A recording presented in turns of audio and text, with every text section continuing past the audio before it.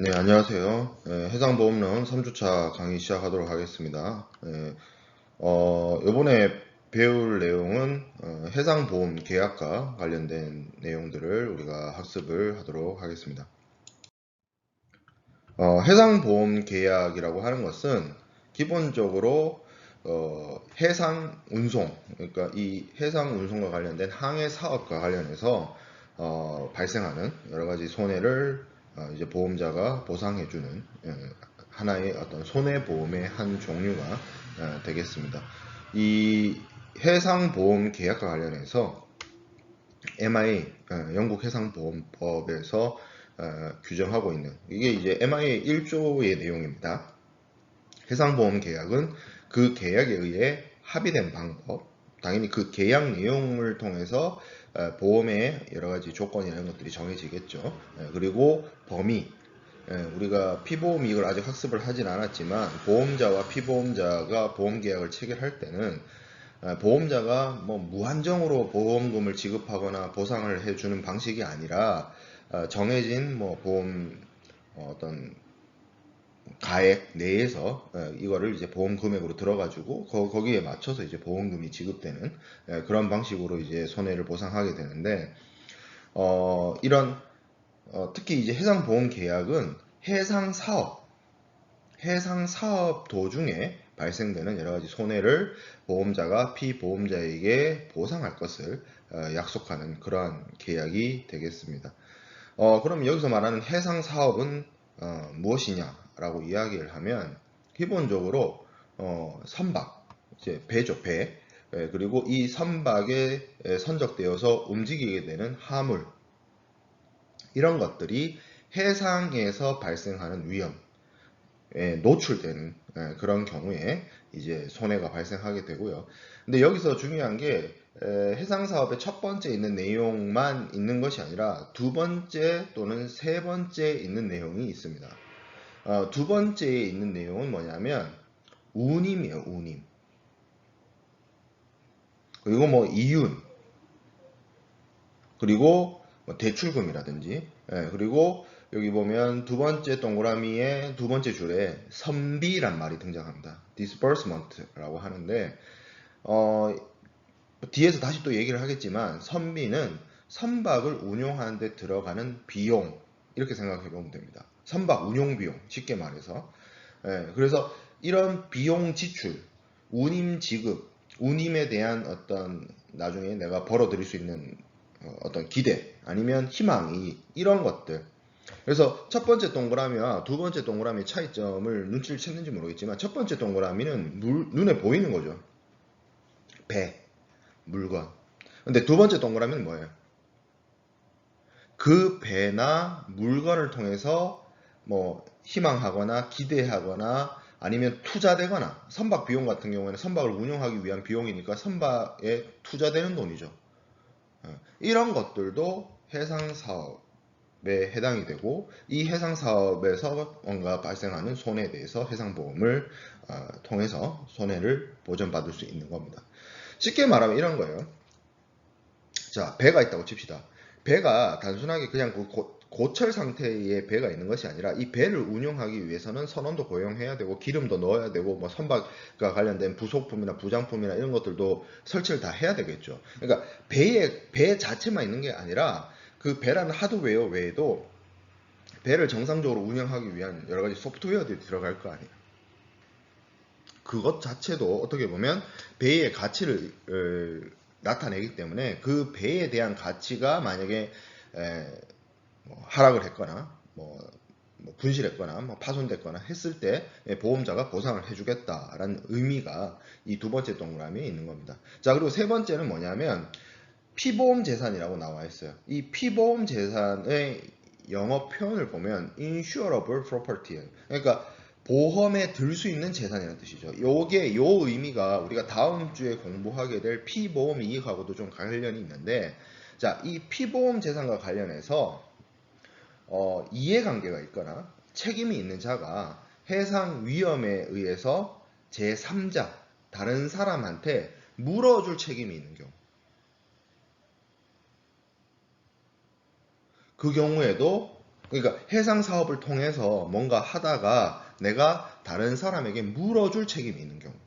이것도 보험을 통해서 해결을 할 수가 있습니다. 아니 이게 왜 보험에 듭니까? 여러분들 그 자동차 보험에 자동차 보험도 손해보험이고 해상보험도 손해보험이에요. 그래서 여러분들이 해상보험을 우리가 학습하는데 이해를 하는 해상보험을 공부하고 학습하고 이해하는 데 있어서 뭐랑 많이 비교를 해보면 좀 쉬우냐면 자동차 보험이랑 생각을 해보면 돼요.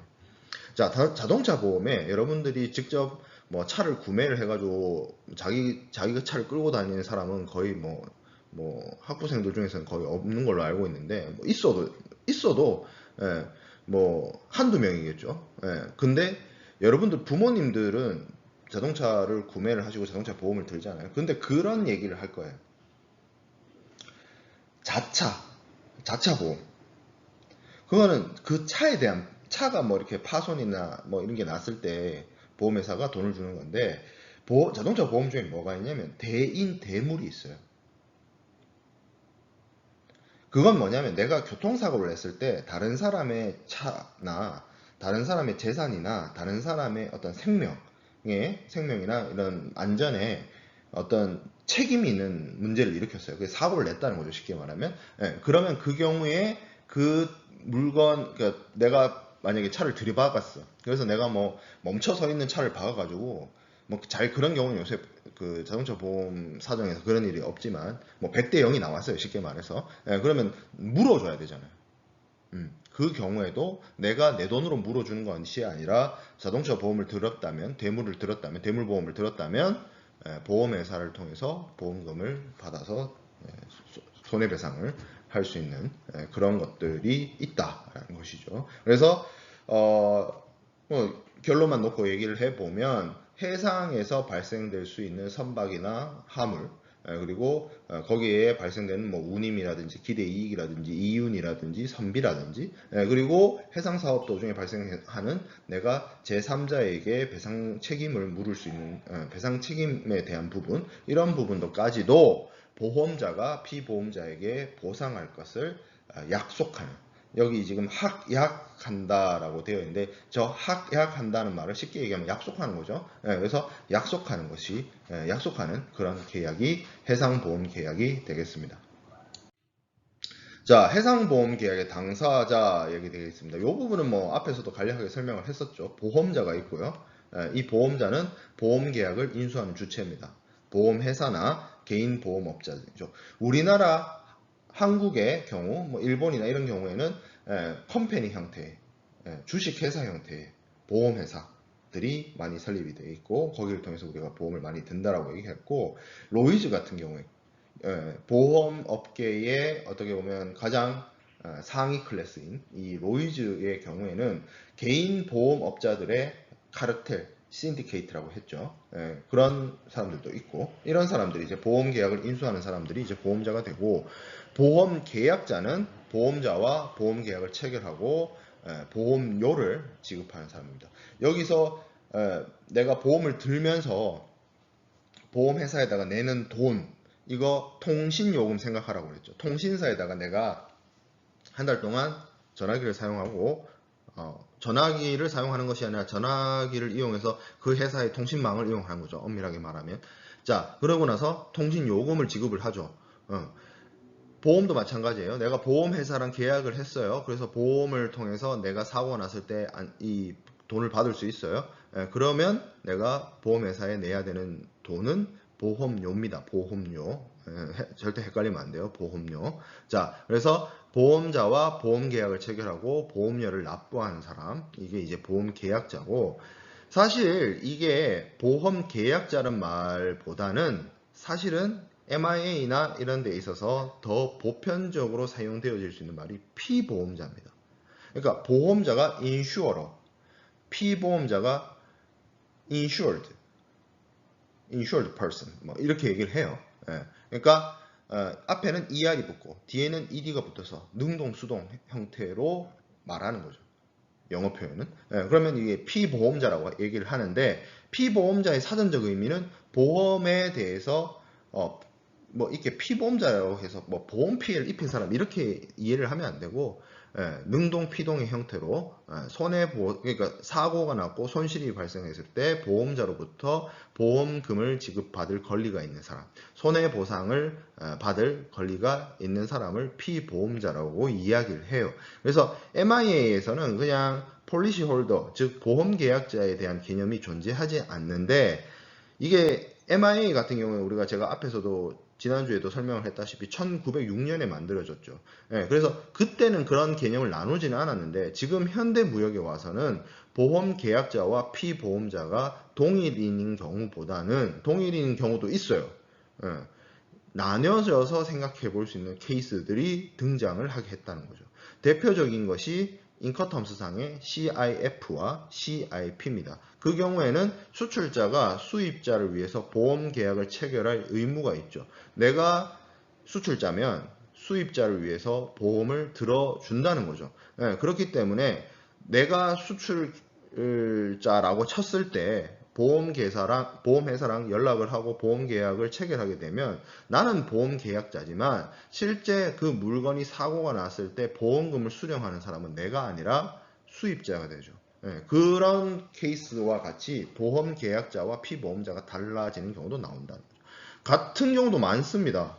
그렇죠? 뭐 인커텀스상의 CIF하고 CIP를 제외하고 나머지 것들은 매도인이 됐든 매수인이 됐든 수출자가 됐든 수입자가 됐든 자기의 어떤 위험을 관리하기 위해서 자기의 필요에 의해서 보험을 들기 때문에, 뭐 FOB 같은 경우에는 당연히 수입자가 자기가 알아서 보험을 들었다면 자기가 보험 계약자가 되고 피보험자가 될 것이고, 뭐 DAT나 뭐 DDP나 이런 거였다면 수출자가 운송 도중에 발생하는 어떤 손실을 예방하고 위험을 관리하기 위해서 자신의 비용으로 자기가 보험 계약 체결하고 사고가 났을 때 자신이 피보험자가 되겠죠. 그런 부분이 있다는 점. 네, 해상보험 계약의 형태에 대해서 알아보도록 하겠습니다. 해상보험은 이 부분이 조금 여러분들이 많이 헷갈려하는 부분으로 알고 있는데, 그 계약 내용의 확정성에 따라서 예정보험과 확정보험으로 나눠서 살펴볼 수 있습니다. 예정보험이라고 하는 것은 보험계약 체결 당시에 그 내용이 전부나 혹은 일부가 정해지지 않은 상태에서 보험계약이 이루어지는 겁니다. 그리고 확정보험은 보험계약을 체결할 때 화물의 뭐 수량이라든지 선박명이라든지 이런 보험계약의 그 세부적인 내용들이 모두 다 명확히 정해져서 보험증권에 기재되는 보험이 확정보험입니다. 이렇게 생각을 해볼 수 있어요. 보험계약을 체결하는데 보험계약의 주요한 내용들이 정해지지 않은 상태에서 어떻게 계약이 체결되고 보험에 들 수 있느냐, 그게 말이 되느냐. 근데 해상보험은 이 어떤 메커니즘이나 그 물류 프로세스상 예정보험 형태로 보험이 많이 들어가게 됩니다. 그거는 뒤에서 플로팅 팔리시를 이야기하면서 다시 이야기하겠습니다. 자, 이 예정보험은 개별 예정보험과 포괄 예정보험으로 나뉩니다. 그래서 개별 예정보험은 쉽게 말해서 개별 건으로 화물을 선적할 때마다 개별적인 보험을 드는 것을 이제 개별 예정보험이라고 하고요. 그리고 포괄 예정보험의 경우에는 선적할 때마다 보험 계약을 체결하는 것이 아니라 일정한 기간을 정해놓고 그 기간 동안 보험 계약을 체결하고 그리고 그 기간 내에 어떤 해상 사업이 이루어지게 되면 그때 보험자가 그 보험 목적물을 부보하는 그러한 형태가 되겠습니다. 자, 이렇게 생각을 해봅시다. 우리가 국제 운송을 한다고 치자고요. 내가 물품을 운송인한테 물건을 맡겨서 어디 미국으로 보낸다라고 칩시다. 근데 이런 게 있어요.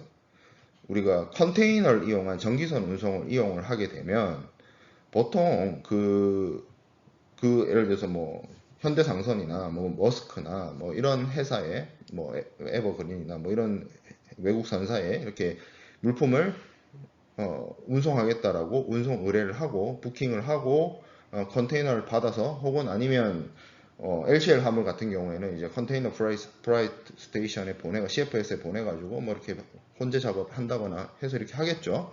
근데 내가 FCL 화물이라고 해서 컨테이너 하나에다가 내 화물을 다 집어넣고 그것을 그 전기선사에 운송계약을 체결해서 이렇게 넘긴다 하더라도 그 순간에 그렇게 화물을 이렇게 넘기고 나서 그 순간에 이제 내가 그 물품을 미국까지 보내야 되니까 보험을 들어야 되잖아요. 물건을 보내고 그 해운 선사로 물건을 보내고 나 보험 들어야 되잖아요. 자, 근데 보험회사 찾아갔다고 칩시다. 그러면 그 컨테이너, 내가 현대상선에 맡긴 컨테이너, 나 저거 보험 들러왔어요 라고 해서 보험회사에 이야기했을 때 보험회사가 이렇게 얘기할 겁니다. 그러면 선박은 어느 배에 실려서 갑니까? 라고 물으면 이 컨테이너를 넘겨준 시점 있죠. 컨테이너를 해상운송인에게 넘겨준 시점에는 그 선박이 정해지지 않을 수도 있고요. 정해졌다 하더라도 그 해운 회사의 어떤 여러 가지 스케줄이나 뭐 이런 거에 따라서 달라질 수도 있습니다.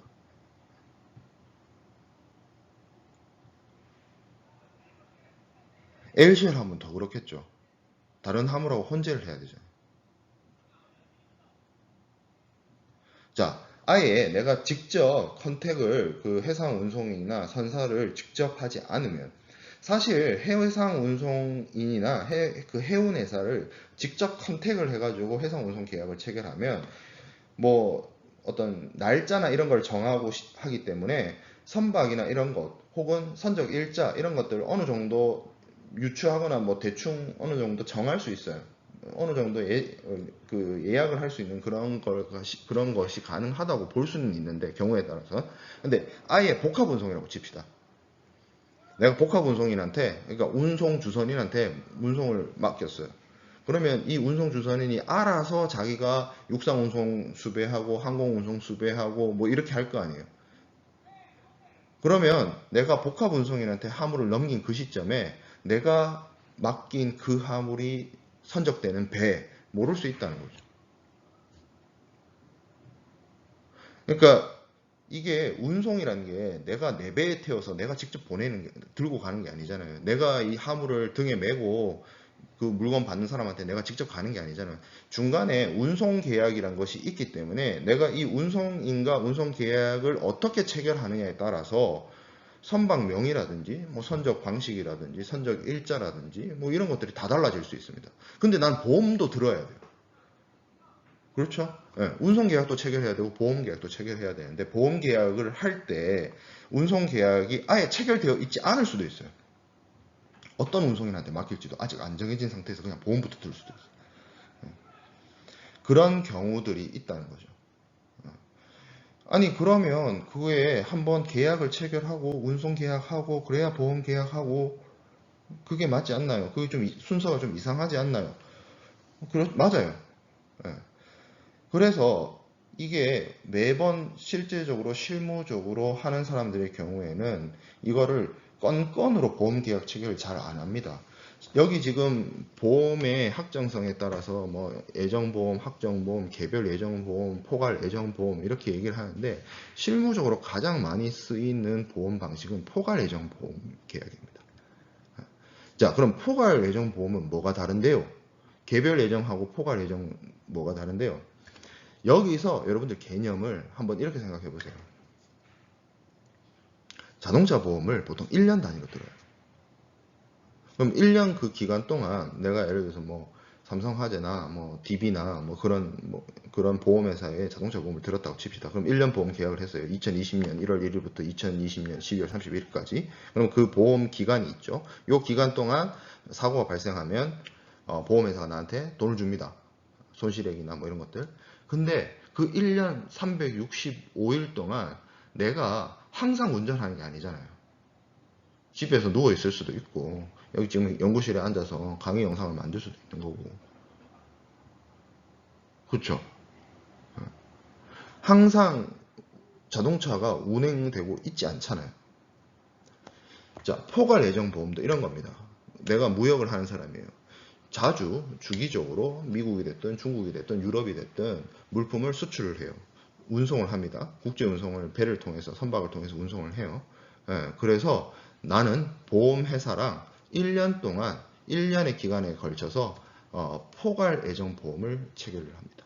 근데 이 1년 동안 1년 365일 동안 내 화물이 항상 운송 중인 건 아니에요. 2020년 1월 1일 날 보험 계약을 체결했는데 예를 들어서 뭐 한 3월 1일쯤 돼서 누가 나한테 물건을 사겠다고 해서 한 3월 10일쯤 준비를 해가지고 선박에 적재해서 보냈어요. 그러면 3월 10일부터 이제 선박이 선적돼서 이게 운송이 시작된 거잖아요. 근데 1월 1일부터 3월 10일 그 사이에는 내 물건이 바다에 있지 않았고 운송하지도 않았어요. 그렇죠. 예. 그래서 1월 1일부터 12월 31일은 쉽게 말해서 이 기간을 보험 계약 기간, 보험 계약, 그러니까 내가 포괄 애정 보험을 들어 놓은 보험 계약 기간이라고 하는 것이고요. 이제 제가 방금 예시를 들었던 것처럼 예를 들어서 3월 10일부터 뭐 한 3월 뭐 20 며칠까지 실제로 내 화물을 배에 선적을 해가지고 미국으로 보내서 그 해상 사업을 진행하고 있고 그 해상 사업이 쉽게 말하면 해상 위험에 노출되어 있는 그 기간, 그래서 그 해상 사업을 보험자가 보험으로서 보호해주는 기간, 이 기간이 해상보험 계약 기간 안에 있는 보험 기간이 됩니다. 이렇게 해버리면 좋은 점이 있죠. 그 내가 1년 동안 운송을 몇 번 하는지 상관없이 계약은 언제 한 번만 하면 돼요. 1월 1일 이 담보, 이 포괄 예정 보험을 할 때 한 번만 하면 되죠. 그리고 실제로 매 건 운송이 일어나게 되면 그때마다 뭐 해주면 되냐면 나는 보험회사에 연락을 해가지고 내 화물이 몇 날 몇 시에 어디에 배를 탄다. 뭐 컨테이너 몇 개 분량이고 물품의 종류는 무엇이고 물건의 가격은 무엇이고 보험 부보의 대상이 되는 보험 목적물의 명세를 정확하게 알려주기만 하면 됩니다. 그러면 그때 보험회사는 이미 나랑 보험회사는 보험계약을 만들었어요. 보험증권이 있겠죠. 1월 1일 날 만들 때 보험증권 있었잖아요. 근데 그 보험증권에는 내가 3월 10일 날 미국으로 보내는 물품의 명세가 당연히 안 적혀 있겠죠. 1월 1일 날 보험계약 체결했고 3월 10일 날 물품을 준비해가지고 수출을 해서 보냈는데 1월 1일 날 보험계약서 만들 때 그 3월 10일 날 수출한 물건의 명세가 어떻게 있겠어요? 비어있지. 아무 내용도 안 적혀 있죠. 그래서 그때 실제로 3월 10일 날 물품을 선적하고 운송을 해서 보험 부보가 딱 되면, 시작이 되면 그때 보험회사가 요 3월 10일 날 수출되는 물품의 어떤 스펙에 대해서, 명세에 대해서 기재를 한 보험 증명서를 보냅니다. 그러니까 보험 계약과 관련된 증권 따로 있고요. 1월 1일 날 작성한 거. 요 실제 운송이 이루어질 때 또 따로 발급해줘요. 그걸 이제 보험 증명서라고 하는 거예요. 이런 방식으로 합니다.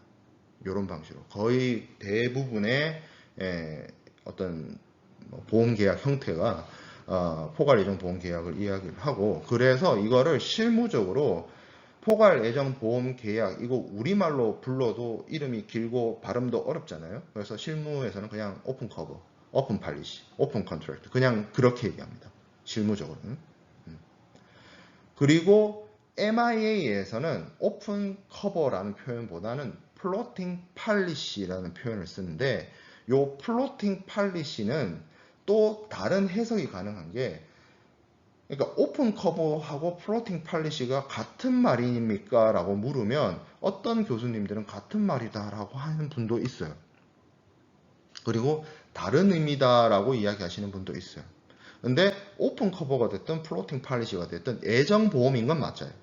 예정보험인 건 맞은데 플로팅 팔리시는 조금 다른 의미로 쓰이는 게 뭐냐면 선명 미상 보험이라고 해가지고 보험의 예정보험인데 어떤 보험 계약과 관련된 거의 대부분의 내용들이 확정되어 있는데 선박명 있죠. 물품이 선적되는 선박명만 정해지지 않은 경우, 그것이 쉽게 말하면 선명 미상 보험이거든요. 선명이 아직 정해지지 않은 보험. 그거를 별도로 플로팅 팔리시라고 부르는 갈래가 내용이 있습니다.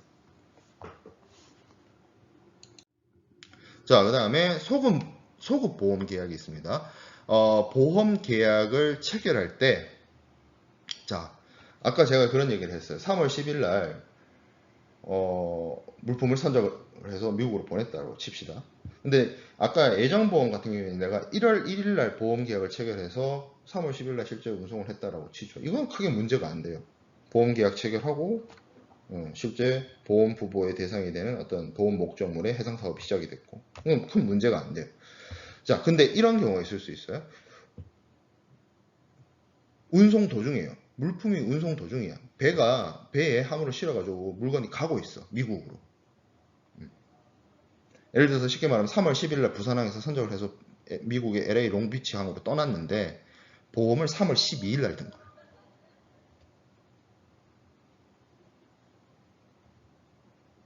가능하냐? 그렇죠. 자동차 보험은 이렇게 들면 안 됩니다, 여러분. 자동차 보험은 예를 들어서 여러분들이 차 사고를 9월 15일 날 냈는데 9월 16일 날 보험회사 찾아가가지고 보험 들면 안 됩니다. 근데 그러니까 이게 보험 계약을 체결한 이후에 발생된 사고에 대해서 보험회사가 책임을 지는 건데, 이 해상보험은 소급 보험의 개념이 있어요. 이 보험을 드는 당사자가 예를 들어서 보험 목적물, 그러니까 선박 안에 실려있는 화물 있죠. 이 보험을 들려고 하는 물건, 이 물건의 상태를 모르는 경우에 이게 정상적으로 있는 건지, 아니면 바다에 지금 운송 중인데 제대로 된 100%의 컨디션인지, 아니면 뭐 박살이 나가지고 50%만 남아 있든지, 아니면 아예 분실돼 가지고 그 물건 자체가 없어졌든지, 그거 상관하지 않고 보험을 드는 개념이 있는데 그게 소급 보험이라는 거죠. 다시 좀 쉽게 얘기하면 물품의 운송은 3월 10일 날 시작이 됐는데 피보험자가 3월 15일 날 보험을 들 수가 있어요. 근데 이것이 악용될 여지가 있겠죠, 충분히. 그래서 아무 때나 누구나 쉽게 그렇게 할 수 있는 게 아니고요. 제약이 있습니다. 그 제약의 가장 큰 전제 조건은 뭐냐면, 피보험자가 보험 계약을 체결하기 전에 이 물품이 잘 있는지 못했는지를 아는 걸 떠나서, 만약에 사고가 이미 났다는 것을 알고, 예를 들어서 3월 10일 날 선적이 됐는데 3월 11일쯤 지금 진짜 사고가 났어요. 근데 그거를 정보를 알게 됐어요, 피보험자가. 그러고 나서 3월 15일쯤 보험을 들어요. 이러면 안 돼요. 이러면 문제가 생깁니다. 보험의 유효성이 없어요. 유효한 보험이 아닙니다. 이거는 쉽게 말해서 피보험 이익이 없는 보험을 든 거기 때문에 보험 계약의 무효의 문제가 생깁니다. 효력 자체가 없어질 수 있어요, 보험 계약이. 그러니까 보험자로부터 보호를 받지 못하게 될 수 있습니다. 그래서 소급 보험 계약이 이루어지는 경우는, 사실 예전에는 운송수단이나 통신수단이 잘 원만하게 발달되어 있지 않았을 때는, 예를 들어서 이런 거 있죠. 내가 수입자인데 내 책임으로 운송을 해요. 그러면 내가 미국에 있는 미국 사람인데 한국의 부산항에서 물건이 와요. 그리고 한 15일이나 20일 뒤에 LA항에 도착을 해요. 근데 저 물건이 운송 도중에 박살이 나면 내 책임이야. 내 손실이야. 그래서 내가 보험회사를 찾아가서, 지금 한국에서 3월 10일 날 출발해가지고 3월 25일 날 LA에 도착하는 내 물건이 있는데 이거 보험에 들겠습니다 라고 해서 3월 11일이나 3월 12일쯤 가서 보험 들 수 있어요. 예전에 그랬죠. 예전에.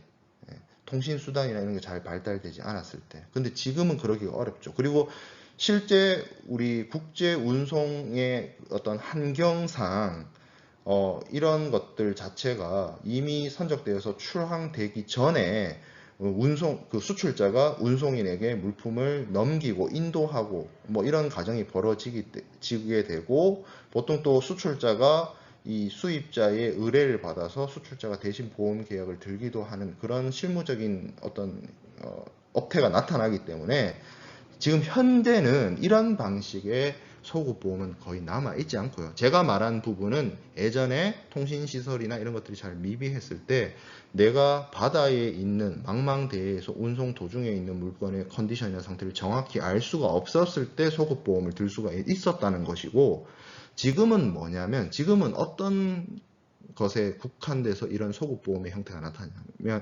나냐면, 운송 도중에 있는 물건을 내가 사는 경우. 자, A란 사람이 있고 B란 사람이 있습니다. 수출자이고 수입자예요. 이 A는 한국에 있고 B는 미국에 있어요. 그래서 이 A란 사람이 미국에 있는 B한테 물건을 보내요. 배에 물품 선적해서 보내는데 이 B라는 사람이 가만 생각해 보니까 자기가 쓰기보다는 C한테 팔면 C는 뭐 브라질에 있는 C라고 칩시다. 이 C한테 팔면 내가 그 A한테서 산 가격에다가 좀 더 더해가지고 요 마진을 더 붙여가지고 더 비싼 가격으로 넘길 수 있을 거라고 판단이 섰어요. 그래서 이 A가 선적한 물건이 지금 부산을 떠나가지고 지금 어디 뭐 북태평양 어디를 지나고 있는데 이 B가 C한테 얘기를 하는 거예요. 내가 A한테 물건 사가지고 지금 오고 있다. 미국으로 오고 있는데 너 사라. 그래서 팔았어요. 자, 그러면 이 경우에 이제 C 물건이 된 거예요. 이 지금 A가 보낸 물건이 원래는 B 물건이었다가 C 물건이 된 거예요. 그러면 이 물건이 박살이 나고 손실이 나고 분실이 됐을 때 피보험 이익을 갖는 사람은 B가 아니라 C죠. 왜? B 물건을 C가 샀으니까. 근데 아마 부산에서 출발을 할 때 C는 그 물건이 부산에서 출발할 때 그 물건이 자기께 될 거란 걸 모르는 상태였죠. 당연히 물품이 선적돼가지고 출항을 할 때 보험 못 들었겠죠, 당연히. 부산에서 A가 물건을 보낼 때가 3월 1일이었어요. 떠났어요. 운행 바다를 항해하고 있습니다. 3월 10일 날 B가 C한테 팔았어요. C가 샀어. 근데 이미 자기 물건이 육지를 떠나온 지 한 열흘 됐어. 물건이 좋은 상태인지 파손됐는지 분실됐는지 알게 뭐라. 근데 보험은 들어야 되겠죠. 사고 나면 어떡해. 네. 그러면 이 C는 자기가 물건의 상태를 모르는 알고 들면 사기예요. 무효됩니다. 네. C는 보험을 모르는 상태로 자기의 물건이 모르는 상태로 그리고 운송이 시작된 이후에 보험을 든다는 거죠. 아니 그러면 나중에 보험 드는 거지 왜 소급 명칭이 소급입니까? 보통 소급이란 말을 앞당긴다는 표현을 쓰잖아요. 앞으로 당긴다는 표현. 자, 지금 똑같은 상황에 제가 방금 예시로 든 상황에서 3월 1일부터 3월 10일까지 운행을 바다에서 했잖아요. 요 10일 동안 뭔가 사고가 났다고 칩시다. 그래서 B도 모르고 C도 몰라요. B도 몰라야 돼요. 이게 정상적으로 메커니즘이 돌아가려면. 예. B도 모르고 C도 모르는 상태에서 B가 물건을 C한테 넘겼어. 근데 실제로 그 계약은 3월 10일 날 있었는데 실제 운송 중인 물건은 3월 8일 날 박살이 났어. 그러면 3월 10일 날 C가 물건을 샀고 그리고 그날 보험회사에 보험 들었다고 칩시다. 근데 사고는 8일 날 났어요. 그럼 이 8일 날 난 사고에 대해서 보험회사가 보험금을 주냐 안 주냐요. 이렇게까지 설명하는 데는 이유가 있겠죠. 준다는 거죠. 준다는 거. 10일 날 보험 계약 체결했지만 8일 날 난 사고에 대해서 보험금을 땡겨서 적용을 해서 준다는 겁니다. 그러면 이 땡기는 건 어디까지 땡길 수 있느냐? 운송인이 그 운송을 그 물품에 대한 어떤 담보를 행사할 수 있는 운송 서류를 발행한 때까지 땡겨요. 그러면 3월 1일까지 땡겨가는 거예요. 그러니까 3월 1일 물품이 BL이 발행되고 그때쯤부터 발생한 사건 사고에 대해서 3월 10일 실제 보험 계약이 체결되기 있기 전에 있었던 사건 사고에 대해서도 보험자가 보상을 해준다라는 메커니즘이 소급보험이 되겠습니다. 자, 그리고 원수보험 있고 재보험 계약이 있는데 이거는 제가 로이즈 설명을 할 때 이야기를 했습니다. 원보험이 있고 이 보험회사들도 위험 부담의 리스크가 있기 때문에 이거를 재보험회사를 통해서 어떤 보험회사가 다시 보험을 드는 그러한 형태가 있다는 거죠. 그래서 보험을 위한 보험이다란 말이 우리 같은 일반인들이 재보험회사 찾아가가지고 재보험 들 일은 없어요. 보험회사들이 자기들이 고객에게 들어준 그 보험을 리스크를 관리하기 위해서 재보험사에 부고를 하는. 그리고 지난 시간에 설명했던 로이즈 같은 그런 개인 보험업자들의 주된 역할 중에 하나가 이런 재보험 인수가 큰 비중을 차지하고 있습니다. 자, 그리고 보험계약 형태의 공통보험이 있습니다. 공통보험은 뭐 지난 시간에도 간략하게 얘기했던 것처럼 두 사람 이상의 보험자가 개입이 되는 겁니다. 하나의 물건에, 하나의 선박, 하나의 화물에 두 보험자가 들어오는 거예요. 그래서 이 두 보험자 이상이 공동으로 보상 책임을 부담하는 경우를 말합니다. 이 경우에는 그러니까 A 보험회사가 있고 B 보험회사가 있다고 쳤을 때 이거는 사실상 별개의 계약입니다. 별개의 계약. 자, 근데 보험 금액의 합계가 보험 가액을 초과한 경우 중복보험이 된다라고 하는데 이건 사실 좀 피보험 이익을 우리가 배우면 이해가 좀 되는 부분이긴 한데 좀 쉽게 말해서 보험 금액이라는 거는 피보험자와 보험자 사이에 이루어진 보험 계약 금액을 말하는 것이고요. 보험 가격은 그 물건의 가치를 말해요. 좀 간략하게 설명하면. 근데 이 부분은 여러분들이 다음 시간에 우리가 다음 주에 피보험 이익을 하게 되면 좀 더 명확하고 클리어하게 설명을 좀 하도록 하겠습니다. 이 보험 가격, 보험 금액, 피보험 이익 이런 부분. 자, 근데 이 문제가 뭐냐면 좀 예를 들면 쉽게 생각해 보면 이거예요. 물건이 100원짜리 물건인데 예를 들어서 A 보험하고 B 보험이 있는데 똑같이 100을 들어요. 그러면 보험 든 게 200이잖아요.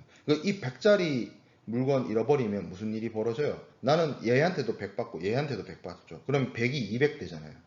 제가 지난 시간에 설명했던 것 중에 뭐가 있었어요? 보험은 돈 버는 게 아니다라고 했죠. 갬블 아니라고 했어요. 투자하는 거 아니에요. 주식이 아닙니다. 100일 내게 100이었는데 이거 보험 들었다고 해서 200이 되면 문제가 생기는 거겠죠. 그래서 실손 보상의 원칙에 대한 부분을 이야기를 했습니다. 자, 그래서 이 공동보험이 인정이 되려면 무슨 일이 있어야 되냐면 자, 물건이 100원짜리예요. 근데 여러 개의 보험회사가 들어왔어요. 그러면 A 보험회사는 70, B 보험회사는 30. 이건 괜찮아요. 이 100짜리 물건을 내가 잃어버렸을 때 A 보험회사로부터 70 받고요. B 보험회사로부터 30 받으면 나는 얼마 받았어요? 100. 그러니까 100원짜리 박살나서 100원 받은 거예요. 실손보상의 원칙에 위배되지 않죠. 이건 가능해요. 이건 문제 없어요. 이렇게 보험 듭니다. 그리고 제가 그냥 예시를 너무 여러분들한테 이해를 돕고자 100원이라고 했는데 100원이 아니라 이 물건의 가치가 예를 들어서 100억이라고 칩시다. 우리나라에 있는 시중에 삼성이든 DB든 메리츠든 뭐 그런 보험회사들이 들한테 예를 들어서 뭐 여러분들이 그런 정도의 가치 있는 물건을 가지고 있지는 않겠지만 예를 들어서 여러분들이 1000억짜리 물건이 있다라고 칩시다. 그래서 전화해가지고 내가 내 물건이 1000억짜리인데 이거 보험 들게요. 그러면 일단 보험회사에서 깜짝 놀랍니다.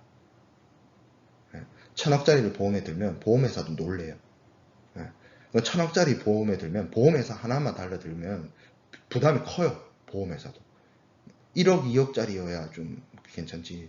보험회사도 1000억, 2000억 이런 너무 액수가 커지는 거. 그래서 실제로 뭐 우리 같은 일반인이 그런 보험을 하진 않겠지만 뭐큰 대형 선박이라든지 이런 경우에는 다수의 복수의 보험회사에 그러니까 이 보험회사에도 요만큼 들고 저 보험회사도 요만큼 들고 이런 식으로 공동의 보험을 드는 경우가 있습니다. 그래서 뭐 비행기라든지 선박이라든지 뭐 이런 경우에 공동보험이 나타난다라는 거죠. 그래서 여기 공동보험의 네 번째 줄에 그런 설명이 들어가 있습니다.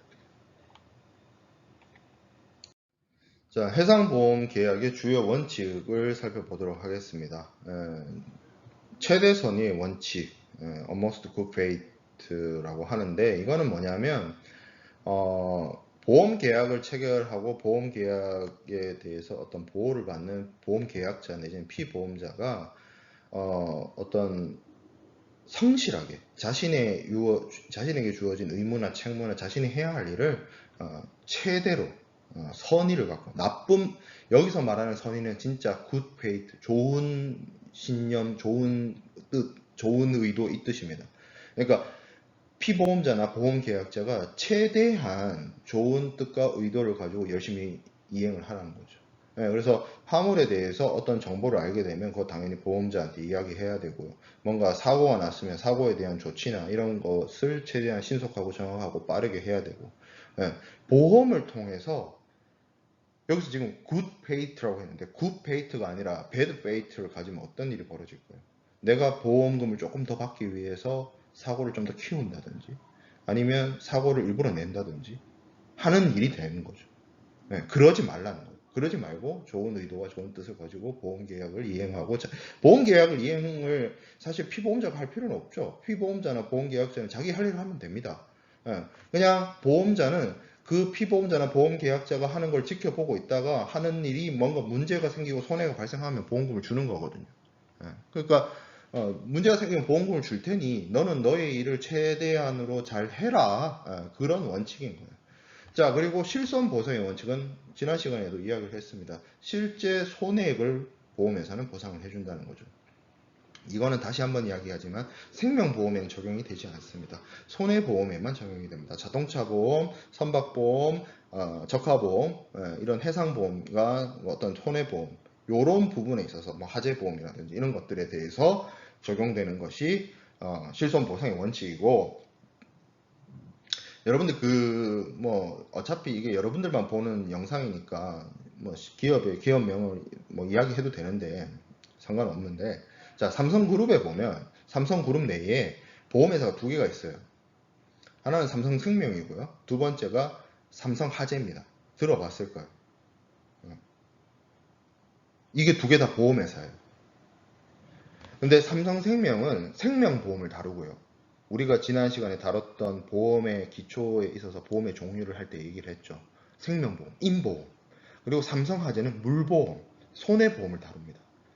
그러니까 여러분들 뭐 암보험이라든지 생명보험이라든지 치료비, 실비보험 같은 건 어느 회사 찾아가야 돼요? 삼성생명 찾아가야 되는 거고, 여러분들 자동차 보험을 들거나 선박보험을 들거나 아니면 적하보험, 해상 물품에 대한 적함보험을 들려면 어느 회사를 찾아가야 돼요? 삼성화재를 찾아가야 돼요.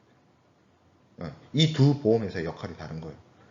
보험회사를 달리 만들 정도로 생명보험과 손해보험은 그 메커니즘이나 그 기저에 깔려있는 법리나 여러 가지 어떤 제도, 간섭 다 다릅니다. 메커니즘 자체가 달라요. 그게 이제 뭐 우리가 앞에서 얘기했던 대수의 원칙이니 뭐 이런 것들, 보험에 아주 보험과 관련된 위험 관리의 아주 기본적인 원리는 같으나 이거를 실제로 보험을 제도하는 데 있어서 생명보험과 손해보험은 많은 큰 차이가 있습니다. 그러니까 생명보험을 바라보고 지금 우리 수업에 있는 내용들을 바라보면 안 돼요. 그래서 제가 자꾸 비교 대상을 뭐로 삼으라고 그랬어요? 자동차 보험을 삼으라고 그랬죠. 그게 그런 큰 차이점이 있습니다. 그래서 이게 재물은 여기도 나와 강의 자료에서도 언급을 했던 것처럼 어떤 물건의 가치로서 우리가 그 어떤 사람의 손실이나 손해를 정확하게 계산을 가능한데, 사람의 생명을 금전으로 환산하는 것이 어렵습니다. 뭐 하려면 하겠지. 그 사람이 평생 벌 돈의 현재 가치. 근데 그게 어렵다는 거예요. 그리고 생명보험은 어떻게 보면 제가 아까도 얘기했던 것처럼 그 사람이 평생 벌 돈의 현재 가치를 땡기는 게 왜 그래요? 유가족들이 남기 때문에 그 사람들의 어떤 생활을 유지하게끔 만들어 주려고 하는 어떤 복지의 개념이 있기 때문에 생명보험과 손해보험은 전혀 다른 별개의 문제인 겁니다. 그리고 실손보상의 원칙은 그래서 손해보험에 적용되는 것이다. 자, 해상보험 계약의 법정 성질을 보겠습니다. 네 가지가 먼저 이야기되고 있는데 뒤에 내용도 있지만 네 가지를 먼저 얘기를 하고 있는데, 첫 번째가 낙성계약, 두 번째가 불료식계약, 세 번째가 유상계약, 네 번째가 쌍무계약입니다.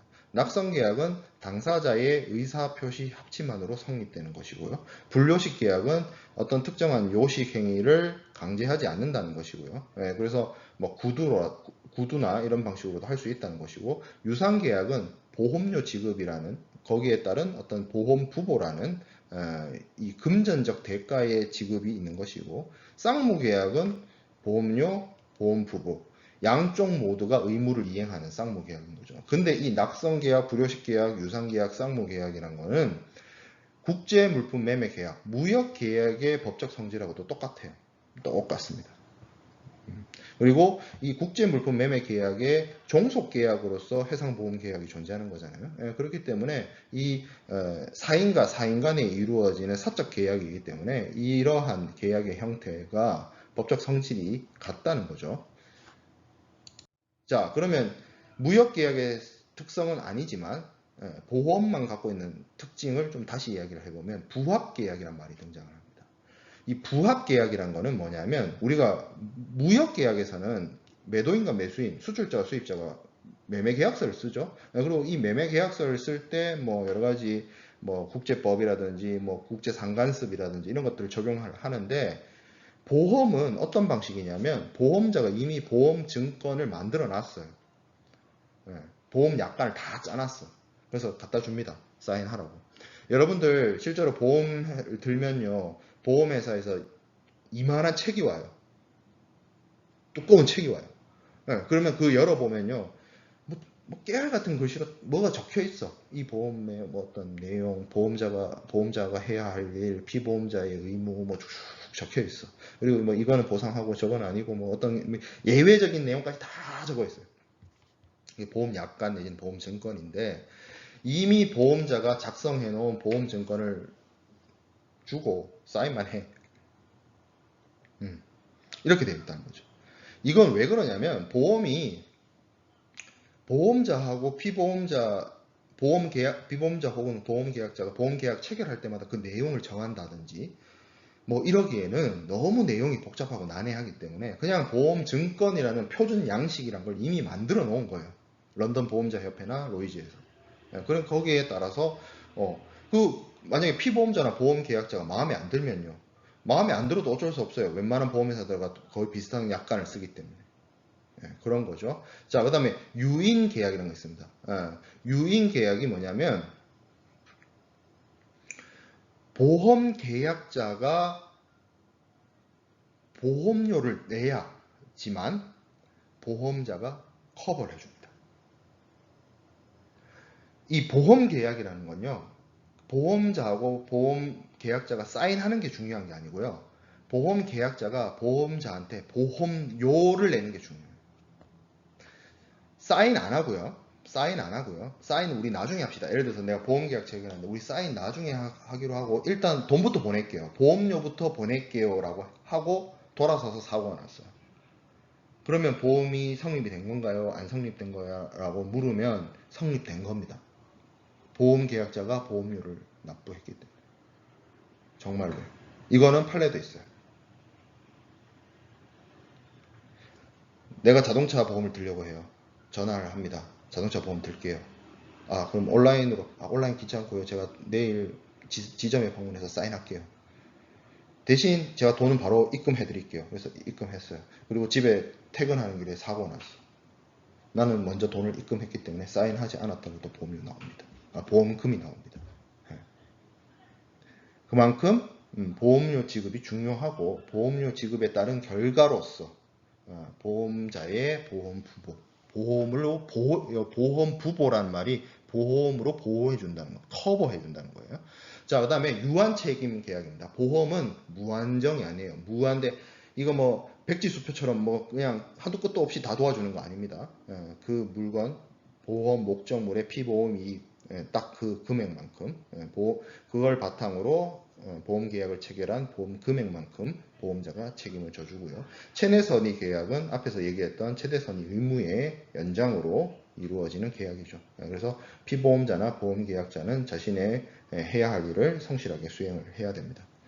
그리고 그런 최대선의 계약이 실질적으로 피보험자나 보험계약자의 의무로서 나타나고 있는 것이 여기 지금 나와 있는 어떤 고지 의무 이런 부분이 되겠습니다.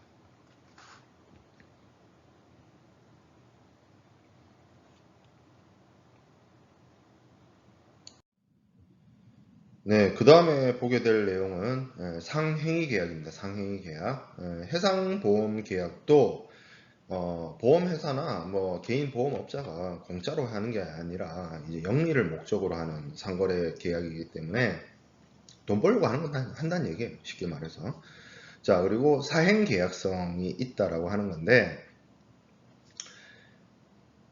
보험이 사행 계약이다. 그러니까 도박이란 얘기가 아니라 사행 계약의 성격이 있다는 겁니다. 그러니까 확률의 문제라는 거죠. 확률의 문제. 일어날 수도 있고 일어날 수 일어나지도 않을 수 있는 일에 돈을 투여하는 것이기 때문에 일반적인 전형적인 우리가 말하는 사행계약, 도박하고는 좀 다르다라는 거를 짚고 넘어가고요.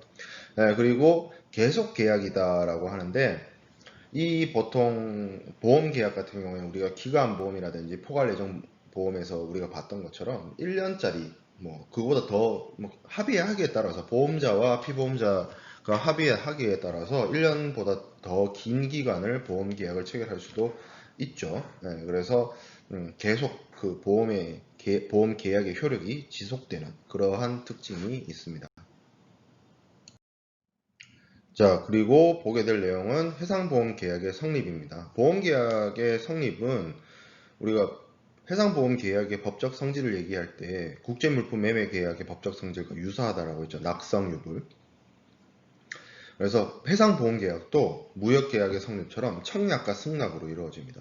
그래서 보험 계약자, 뭐 경우에 따라서는 피보험자가 될 수도 있겠죠. 보험자에게 내가 보험 들겠다. 가입 의사를 밝히는 게 이제 청약이고요.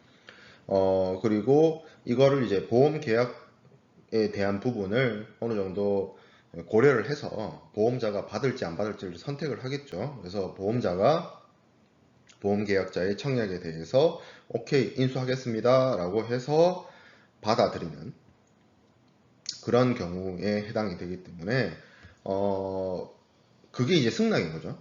그래서 이 보험을 들고자 하는 보험 계약자, 피보험자의 의사와 이걸 받아들이겠다라는 보험자의 의사가 합치되어서 이 보험 계약이 성립이 되고 이건 뭐 법적인 어떤 관계, 법률 관계를 형성시키는 부분에 있어서는 그렇게 되는 것이고 실무적으로는 이 보험자 입장에서는 뭐 보험 승낙합니다 이렇게 의사 표시를 하는 것이 아니라 보험 회사들이 앞서 제가 얘기했던 것처럼 그 보험 증권 있죠. 보험 증권을 발행하는 것으로서 승낙의 의사를 표현을 합니다.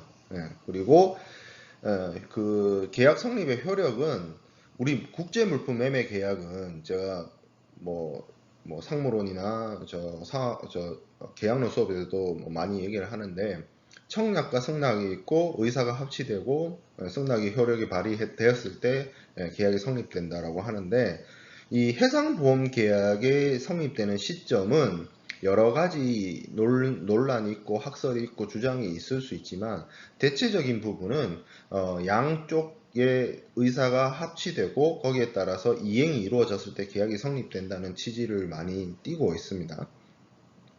자, 그리고 그와 관련돼서 MI 제21조에 뭐라고 되어 있냐면 해상보험계약은 보험증권의 발행 여부와 관계없이 피보험자의 청약이 보험자에 의해서 승낙이 됐을 때 그러니까 의사 표현을 하고 거기에 따라서 승낙이 이루어졌을 때 보험계약이 성립된다라고 MIA는 규정하고 있습니다. MIA는 영국해상보험법은 그렇게 규정하고 있는데 사실 실무적으로는 이 보험계약의 성립 시점과 관련해서 여러 가지 주장과 학설이 있다 정도로만 정리하면 될 것 같아요. 자, 그리고 해상보험계약의 체결 방식, 청약서. 그러니까 이거는 보험계약자나 피보험자가 보험자에게 하는 거겠죠. 직접 체결하는 방식이 있습니다. 보험계약자가 직접 보험자하고 뭐 전화를 하든지 뭐 만나서 이야기를 하든지 협의를 통해서 체결하는 거예요. 이게 보통 일반적이고 보통 그 보험계약이라는 게 우리가 보험계약의 법적 성질을 얘기를 할 때 불요식 계약이라고 이야기를 했잖아요. 특별히 정해진 요식 행위를 요구하진 않습니다. 뭐 전화로 해도 되고 팩스로 해도 되고 이메일로 해도 되고 뭐 상관이 없어요. 그래서 보험자에 의해서 보통 계약이 체결될 때 보통 보험자들 같은 경우에는 청약서 같은 거, 뭐 신청 서류 같은 거를 만들어 놓죠. 그래서 그 신청 서류에다가 보험 계약자나 피보험자가 뭐 내용을 기재하고 뭐 물품의 뭐 가격 뭐 등등등 명세 스펙 이런 거 적고 오케이 보험자가 오케이 함으로써 보험 계약이 체결되는 그리고 이제 보험자는 보험증권을 발부하고 피보험자나 보험계약자는 보험료를 납부하는 그런 방식으로 이루어지게 됩니다.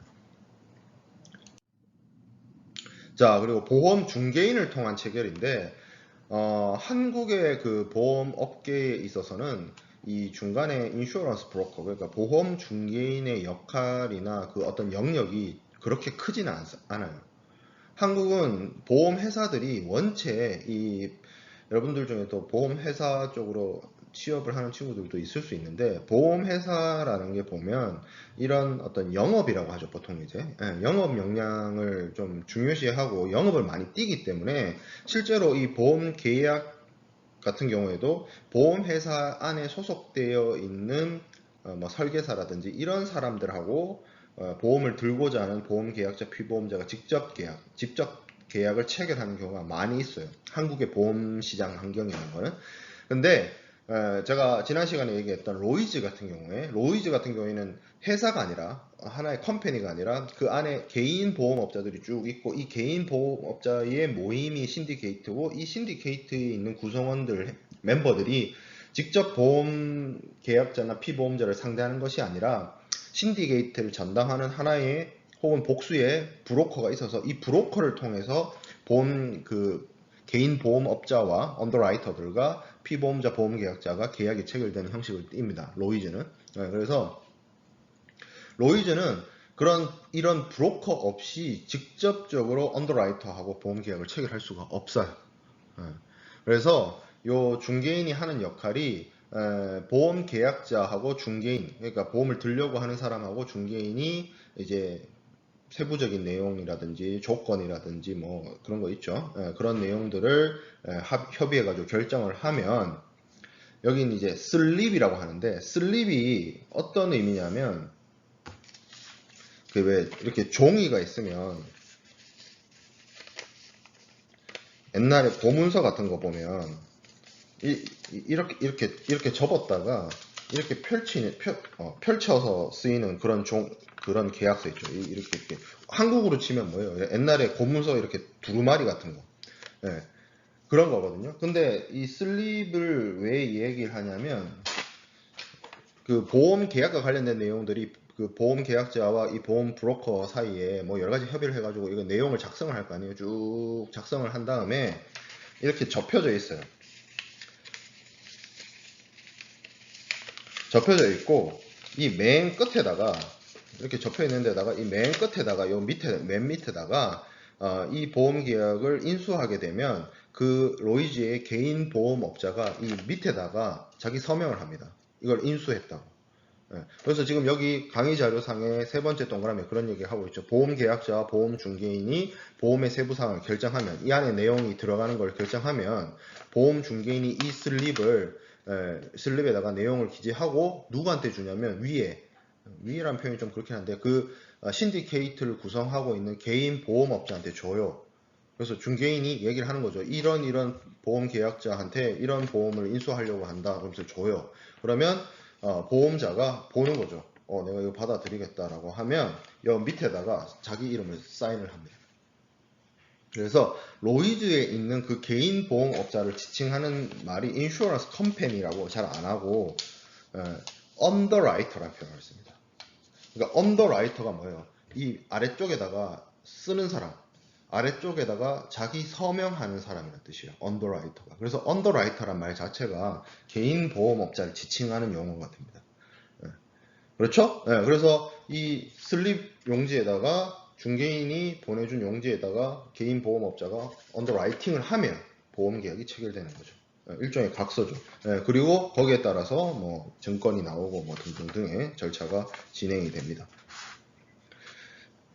증권이 나오면 당연히 역할이 피보험자나 보험계약자는 보험료를 납부해야 되겠죠. 그러면 이제 보험이 개시되는 그런 방식으로 진행이 됩니다.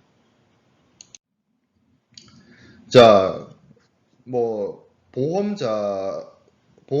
보험회사와 보험계약자가 직접 보험계약을 체결하는 경우든, 아니면 중간에 브로커가 있어가지고 간접적으로 이 브로커가 중간에 보험계약자를 만나서 협상을 해서 세부 내용을 정하고 이 내용을 개인 보험업자가 인수하는 간접 체결의 형태든, 기본적으로 보험 계약과 관련해서 피보험자나 보험 계약자 입장에서는 보험회사나 개인 보험업자한테 자신이 원하는 자신의 재산을 보험 부보를 하기 위해서 일종의 청약, 보험 계약의 청약을 하게 되는데, 그러한 청약을 하는 청약서에는 지금 강의 자료상에 나와 있는 내용들이 기재되어야 합니다. 피보험자, 사고가 났을 때 보상을 받을 사람, 그리고 보험 청약자. 이 피보험자와 보험 청약자가 같은 사람일 수도 있고, 다를 수도 있죠. 예를 들어서 CIF 계약을 체결해가지고 내가 수출자인데, 내가 수출자로서 수입자를 위해서 보험 계약을 체결을 해요. 그러면 피보험자는 저 수입자가 될 것이고, 보험 청약자는 내가 되죠. 수출자가 되죠. 그런 식으로 되는 것이고, 배서가 나와 있는데, 엔도스먼트는 무역 계약에서 이 배서는 종이 서류와 같은 권리증권, 선화증권이 됐든 보험증권이 됐든 아니면 어음이 됐든 이런 것들을 다른 사람한테 권한 양도를 하기 위해서 배에서, 배가 등배자예요. 뒷면에다가 쓴다는 뜻이죠.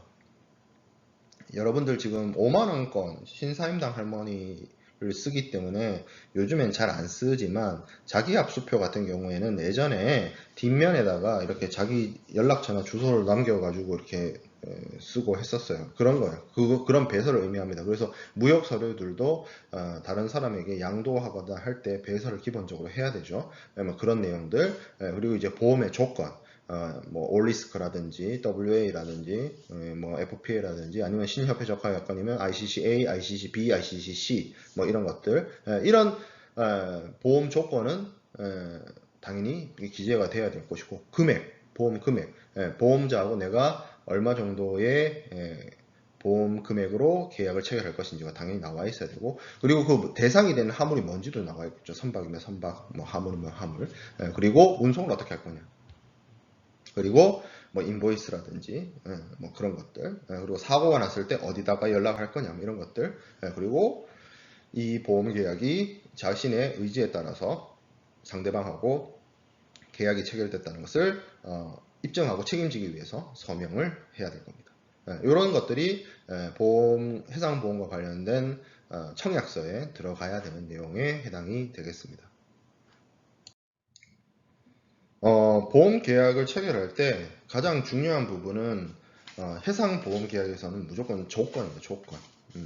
그래서 사실 이 부분은 그 중간고사 이후에 우리가 이 협회 적하약관에 대해서 아주 디테일하게 공부를 할 거기 때문에, 지금은 이런 보험계약 체결할 때 보험 조건이 이런 게 있구나 정도로만 여러분들이 알면 되고, 크게 나눠봤을 때 구협회 적하약관이 있고 신협회 적하약관이 있습니다. 구협회 적하약관은 강의 자료에 나와 있는 것처럼 AR, 올리스크, 그리고 분손 부담보 조건, 그래서 이걸 줄여서 이제 FPA라고 하고, 원래 풀네임은 Preferred Particular Average, 이제 Particular Average가 단독 훼손, 분손을 의미합니다. 이것도 지금 여러분들이 아직 해상 손해를 배우지 않아서 생소한 용어죠. 자, 그 다음에 with average, 단독 훼손, 분손을 담보하는 분손 담보 조건 이렇게 있는데, 이렇게 풀네임으로는 잘 얘기 안 하고 AR, FPA, WA 이렇게 이야기를 하게 되는 게 이제 구협회 적하약관이고, 신협회 적하약관은 ICC, A, B, C 이렇게 되어 있고요. 그래서 이런 것들이 이제 보험 조건인데, 그 보험 조건을 뭐라고 쉽게 생각해 보면 되냐면, 왜 여러분들이 생명보험이나 실비보험 같은 거 보면 이런 이야기가 있잖아요. 예를 들어서 5대암, 5대암까지 되고, 거기에 이제 좀 더 추가적으로 돈을 더 내면 특수한 부위의 암, 그리고 입원비도 중증 질환에만 되는 것도 있고, 약소한 것도 되는 경우도 있고, 그러니까 그 어떠한 보험자가 보험 그 커버를 어디까지 해주냐, 보통 이게 이제 관점이죠. 여기까지만 해주냐, 이만큼 더 해주냐, 모든 거 다 해주냐. 당연히 보험자가 어떤 보험 부보의 커버를 많이 해주면 많이 해줄수록 보험료는 비싸지겠죠. 그래서 ICC-AR과 ICC-A가 보험자가 부담해주는 담보 범위가 가장 넓고요. ICC FPA와 ICC-C가 가장 좁습니다. 그래서 그런 어떤 차이가 있죠. 이 구협회 적하약관과 신협회 적하약관에 대한 부분은 우리가 중간고사 이후에 협회 적하약관을 공부할 때 뭐 아주 지겹게 많이 공부하게 될 테니까 그때 이 내용들에 대한 세세적인 내용들은 그때 학습을 하도록 하겠습니다. 자, 그리고 담보 조건 중에서는 부가 위험과 관련된 담보 조건이 있어요. 그러니까 이거를 뭐라고 쉽게 생각하면 되냐면 보험 들 때 무슨 특약, 그러니까 기본형이 있고 기본형에서는 진짜 5대양만 되는데 뭘 특약을 더 넣으면 뭐 특수한 것도 되고 뭐 그런 거 있죠. 그래서 보통 뭐 이렇게 보험의 보장 범위에 내가 뭘 더 넣고 싶으면 돈을 더 내야 되죠.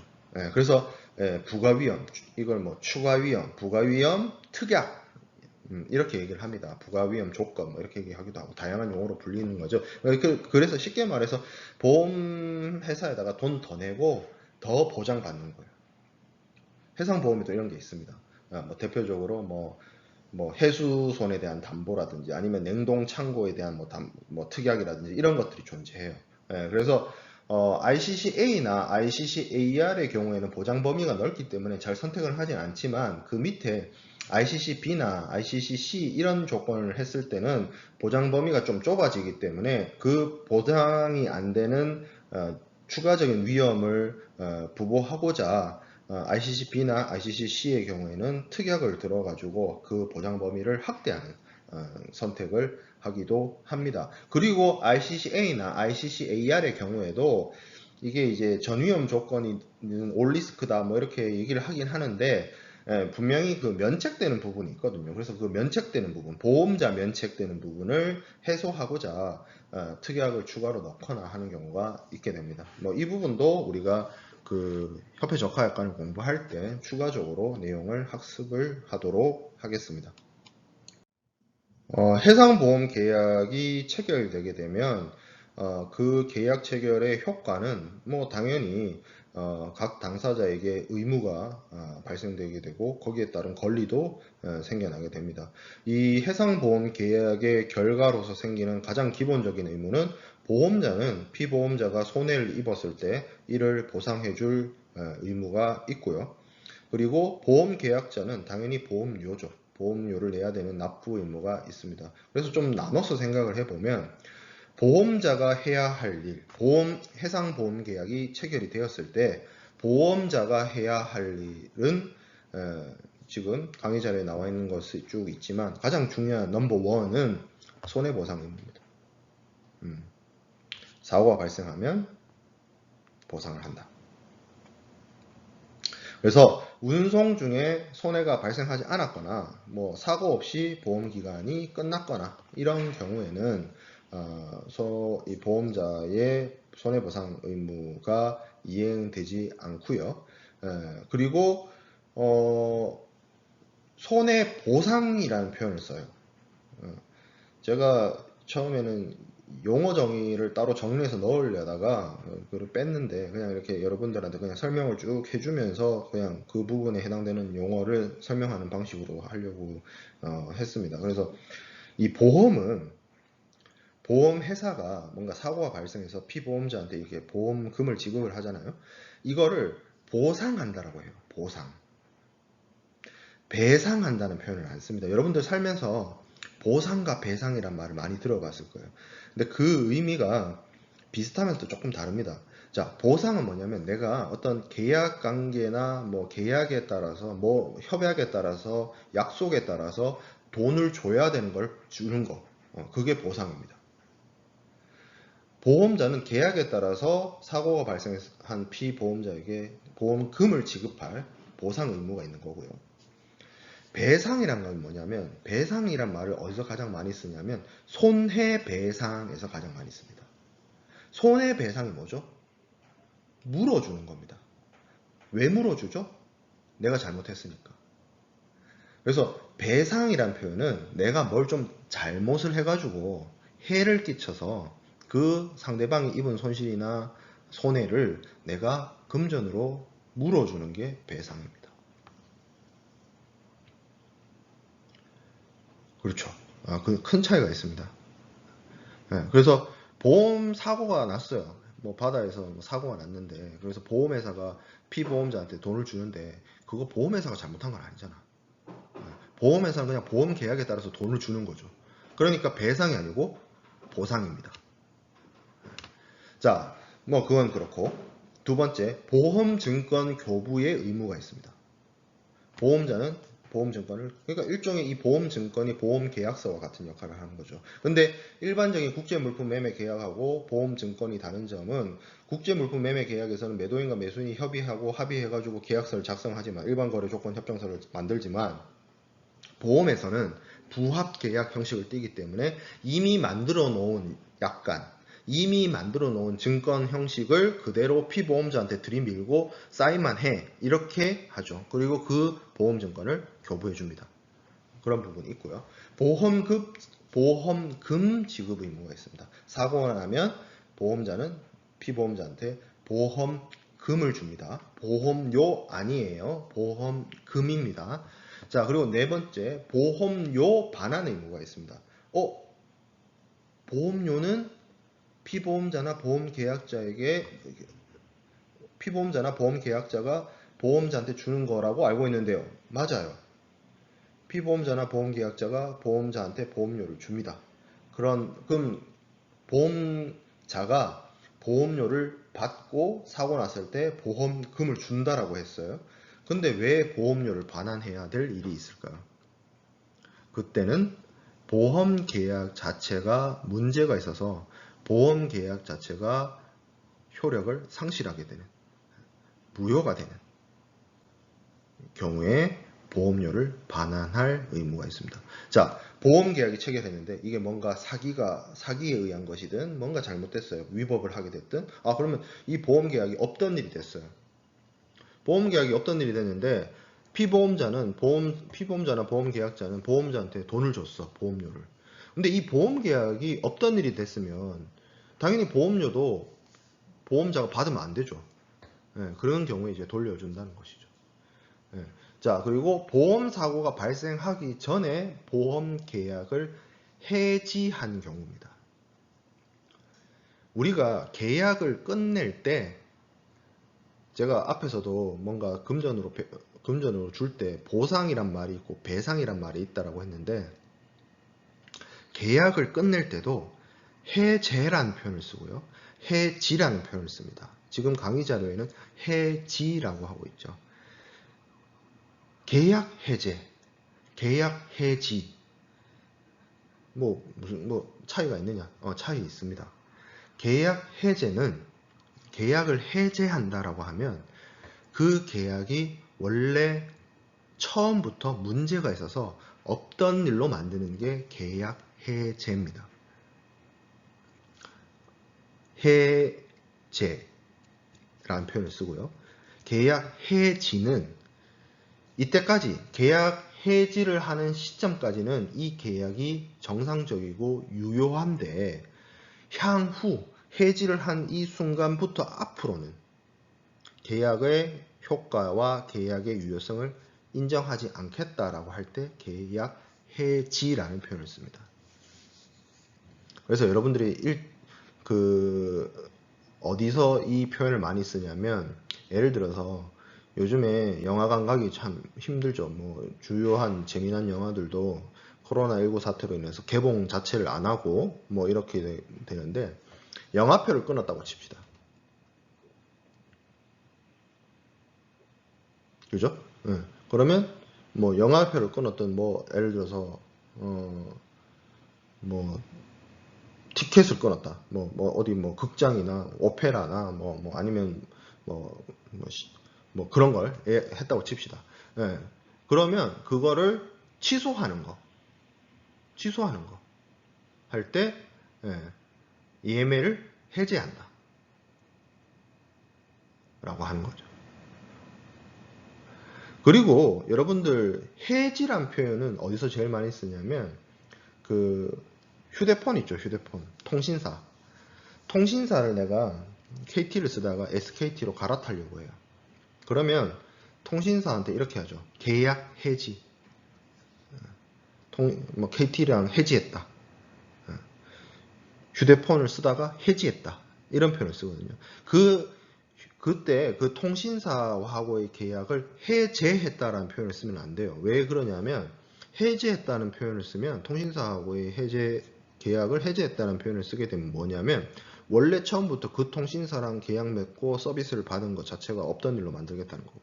그렇진 않잖아. 나 어제까지 KT를 썼는데 KT 잘 썼지만 내가 휴대폰을 바꾸고자 할 때 이제 KT랑 관계를 끝내는 거기 때문에 어제까지는 유효했고 내일부터는 없어지는 거죠. 그런 경우에는 해제라는 표현을 안 쓰고 해지라는 표현을 씁니다. 지금 여기 강의 자료에 보험사고가 발생하기 전에 보험계약을 해지한 경우 그럼 뭔 얘기예요? 보험계약이 원래는 정상적인데 해지를 선언한 순간부터는 보험계약이 없던 일이 돼버리죠. 그러면 뭐 보험료를 뭐 돌려줄 필요도 없고 한 거 아닙니까? 라고 생각해 볼 수 있는데 우리가 앞서서 포괄 예정 보험을 배웠어요. 오픈 커버를 배웠어요. 그리고 보험 계약을 1년 단위로 한다라고 칩시다. 1년 단위로 보험 계약을 체결한다라고 이야기를 했습니다. 자, 보험 계약을 1년 단위로 하면 보험료를 언제 낼까요? 나눠서 낼 수도 있죠. 매월. 근데 한 번에 낼 수도 있죠. 1년치를. 그리고 그게 좀 싸겠죠. 상식적인 수준에서. 일시불로 내는 게 좀 싸잖아요. 할부로 해서 내는 것보다. 왜냐면 이제 시간경과 이자가 있으니까. 뭐 재무 쪽 수업을 여러분들이 뭐 들어본 친구는 더 잘 알겠지만. 어쨌든 1년치 보험료를 다 냈다고 칩시다. 그래서 1월 2일부터 보험 적용이 되다가 9월 16일 날 보험계약을 해지했어요. 그러면 요 뒤에 나는 내가 낸 보험료는 1년치인데 9월 16일 날 보험을 해지해버리면 여기서부터 10월달, 11월달, 12월달 석 달치 이거 내가 돈 더 낸 거죠. 그 부분은 돌려받을 수 있다. 그 뜻입니다. 그래서 보험자의 의무 중에 경우에 따라서 상황에 따라서 계약의 유효성이나 계약의 해지 여부에 따라서 보험료를 피보험자나 보험계약자에게 반환할 의무가 있습니다. 보험자의 의무에. 자, 그리고 보험계약자 또는 피보험자의 의무도 있죠. 첫 번째, 이 사람들이 해야 될 가장 중요한 일은 역시나 보험료 납부입니다. 보험료를 납부해야 하는 의무가 존재하고요. 그리고 보통 이제 뭐 앞서 얘기했던 것처럼 일시 납부하기도 하고 분할 납부하기도 하는데 해상보험은 거의 한 번에 내요. 1년치를. 그리고 항해보험과 관련된 부분은 그냥 거기도 이제 보험계약 체결할 때 그냥 한 번에 냅니다. 자, 그리고 고지 의무가 있습니다. 고지 의무. 이 고지 의무란 건 뭐냐면 설명에서 나와 있는 것처럼 보험자에게 보험계약의 인수 여부나 보험계약 내용을 결정하는데 영향을 줄 수 있는 모든 중요한 사실을 알리는 것을 고지 의무라고 합니다. 이 고지 의무가 중요한 게 뭐냐면 그 보험자 입장에서 내가 보험을 통해서 부보를 하는데 그 대상이 되는 것에 대한 정보를 요구하게 되죠. 이 물건이 어디서 어디로 옮겨가고 이 물건이 어느 배를 타고 그런 것들을 알아야 보험자 입장에서는 보험료 산정이라든지 뭐 이런 것들을 보험 계약을 받을지 안 받을지부터 예를 들어서 30년이나 만들어진 지 30년이나 된 오래된 배에다가 물건을 적재해서 옮겨간다면 아무래도 사고 위험 발생 가능성이 높죠. 그래서 그런 것들을 보험자에게 알린다는 겁니다. 굉장히 중요한 의무고요. 이 고지 의무와 관련해서는 우리가 지난 시간에 얘기했던 Insurance Act 2015, 2015년 영국 개정보험법에서 이 고지 의무가 개정이 됐어요. 그래서 그 부분은 고지 의무에 대한 부분은 우리가 다음 주에 피보험 이익 배우고 보험료 배우고 그 다음 단계에서 고지와 해상보험의 어떤 담보 특약 이런 부분을 배우게 됩니다. 그때 이 고지 의무에 대해서 자세하게 학습을 하도록 하겠습니다. 자, 그리고 보험계약자 또는 피보험자가 또 해야 될 일 중에 하나가 통지 의무가 있습니다. 이 통지 의무는 쉽게 말해서 사고 나면 보험회사에다 전화하죠. 여러분들 교통사고 나면 보험회사한테 알려야 되죠. 그 부분입니다.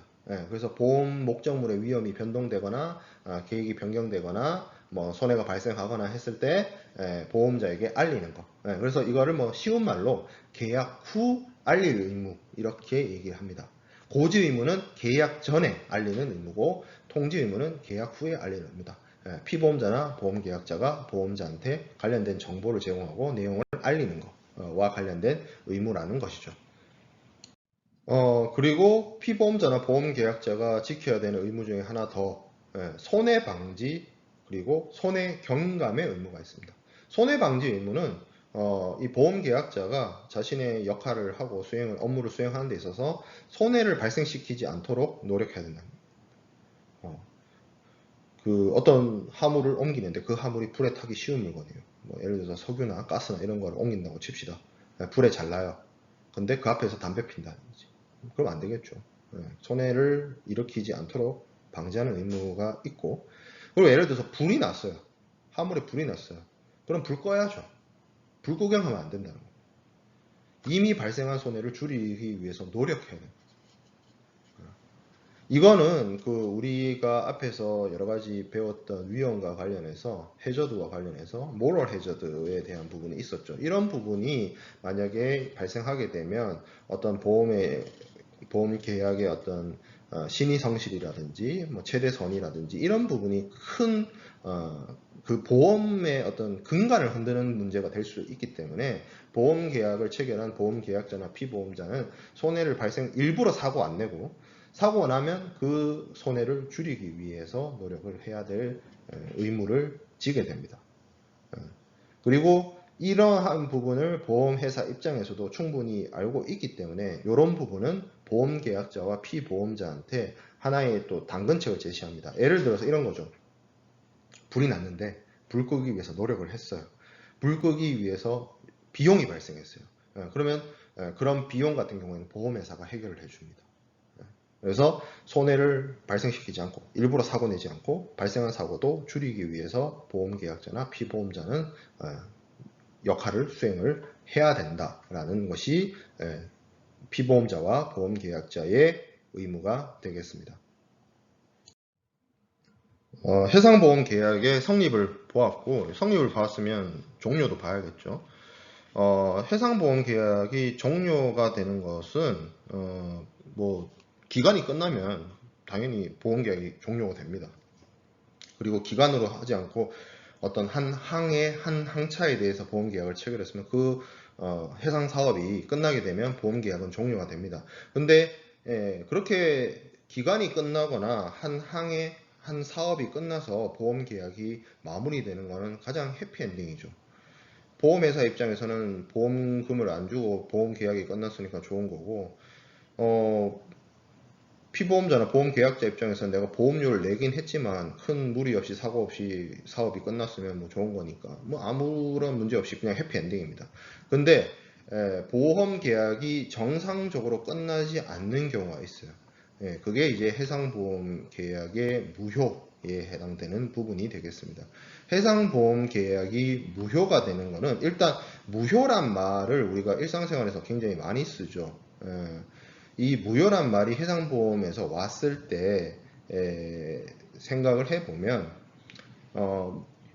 없을 무죠. 무효할 때 무가.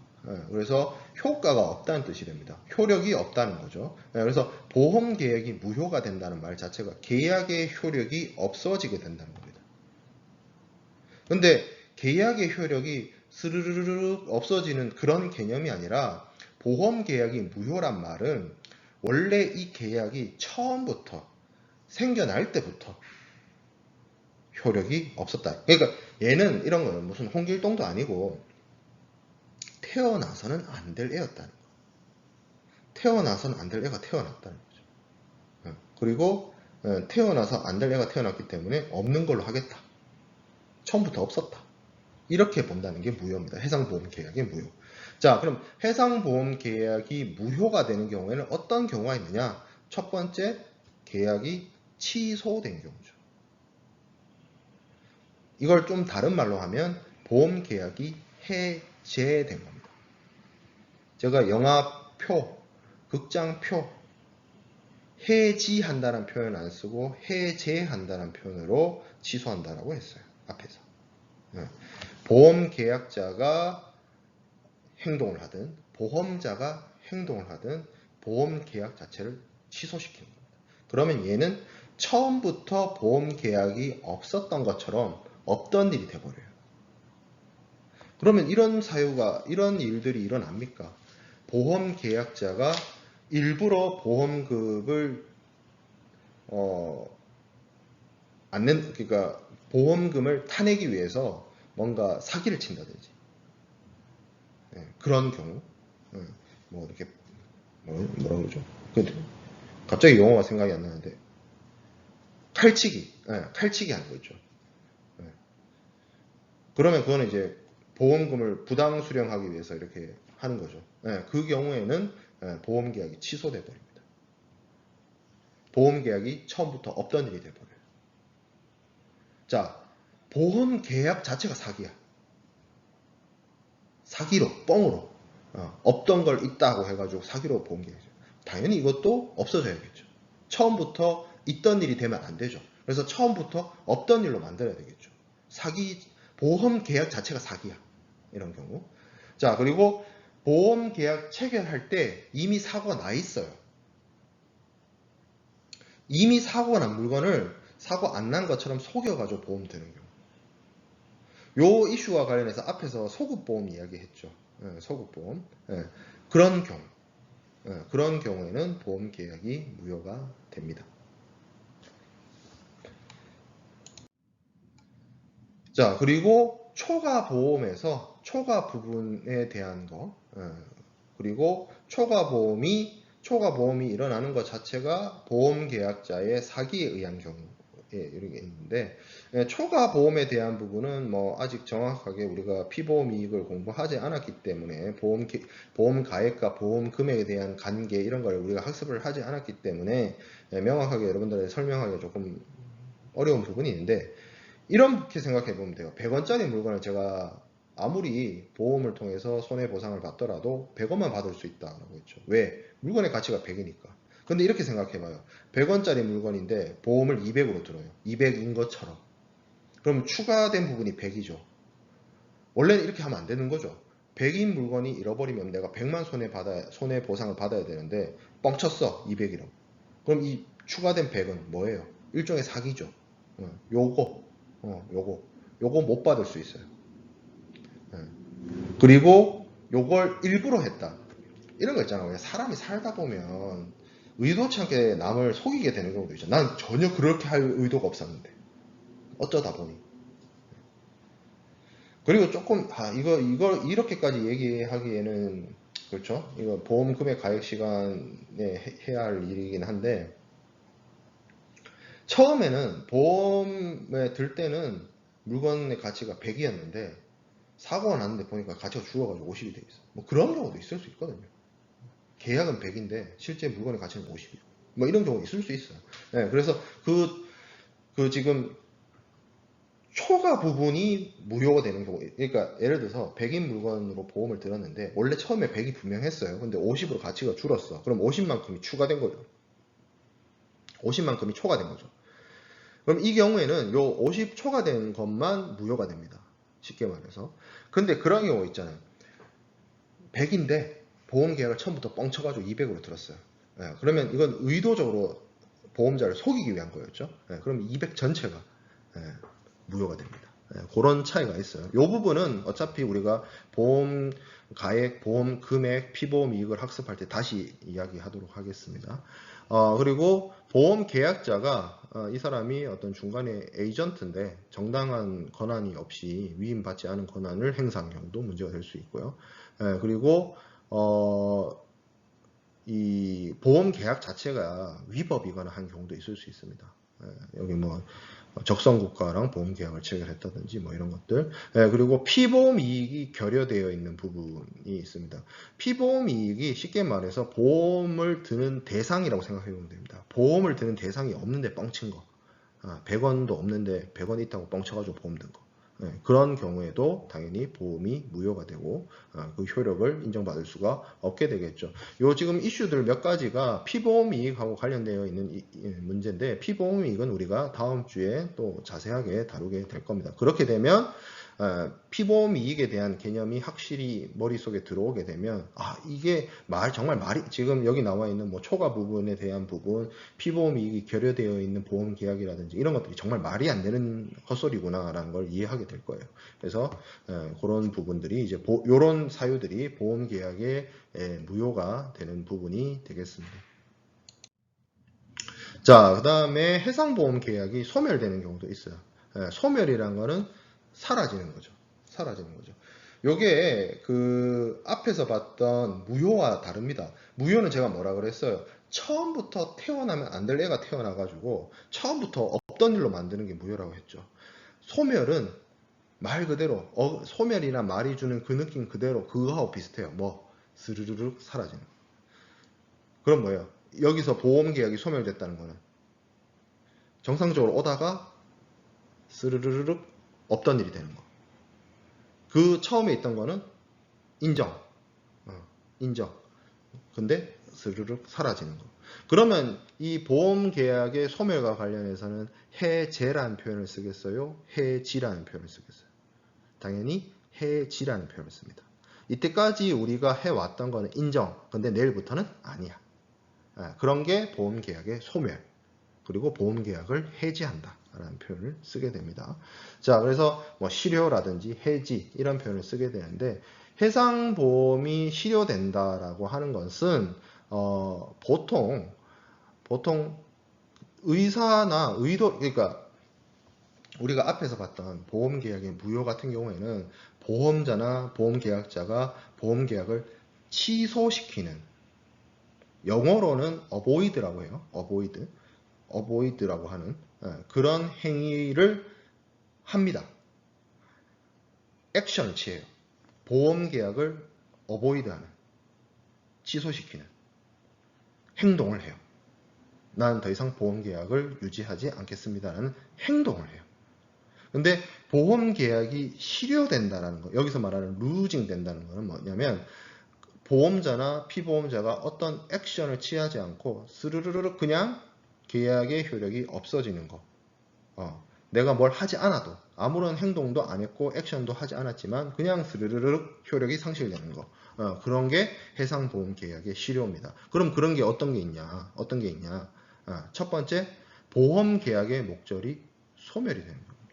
뭘 하기로 해가지고 내가 보험을 들었는데 그 뭘 하기로 한 게 없어졌어요. 그럼 보험 계약이 뭐 존재할 이유가 없는 거죠. 그리고 보험 기간이 만료되는 거예요. 이것이 제가 앞에서 얘기했죠. 보험 기간 끝나가지고 그냥 보험 계약이 자동으로 소멸되는 거.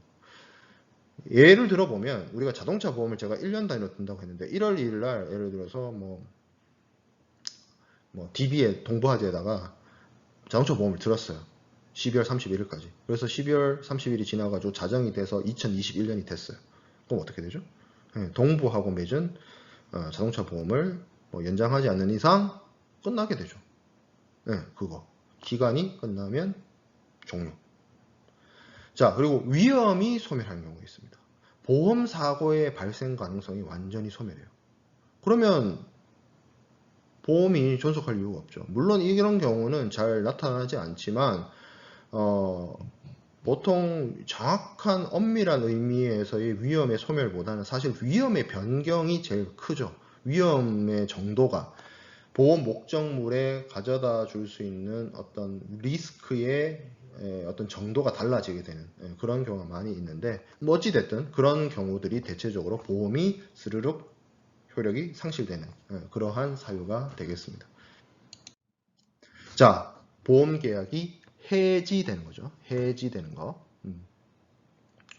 자, 그래서 보험 계약 기간 중에 계속되는 당사자의 채무 관계를 장래에, 그러니까 미래에, 내일 없애버리는 겁니다. 그걸 해지라고 합니다. 그래서 이때까지 있었던 거는 다 유효하지만 1월 1일부터 9월 16일까지는 유효하지만 내일부터는 효력이 없게 되는 거. 그게 해지라는 거죠. 자, 그래서 제가 앞에서 설명했던 부분을 여기 간략하게 정리를 해놨습니다. 해지, 컨설레이션은 현재까지 보험 계약은 유효하지만 장래의 미래의 내일 효력 상실하는 거. 그리고 해제, termination. 터미네이터란 표현 쓰죠. 터미네이터가 뭐예요? 미래에 와가지고 다 인간을 말살시키는 게 터미네이터죠. 그래서 터미네이터라고 하면 뭐 전멸시키다 뭐 이런 뜻이 있죠. 그 어원 자체가. 그래서 해제한다 그러면 처음부터 전멸시키는 거예요. 소멸시켜보는 거예요. 효력을 앞으로 보냅니다. 그래서 9월 15일 날 계약 해제한다 그러면 1월 1일부터 없던 일이 되는 거예요. 처음부터 앞으로 당겨가지고 소급해가지고 처음부터 그 계약, 그 효력이 나타나지 않은 걸로 만들어 버리는 게 해제입니다. 자, 그리고 이 해제를 시키는 행동, 해제를 시키는 행동이 일종의 취소예요.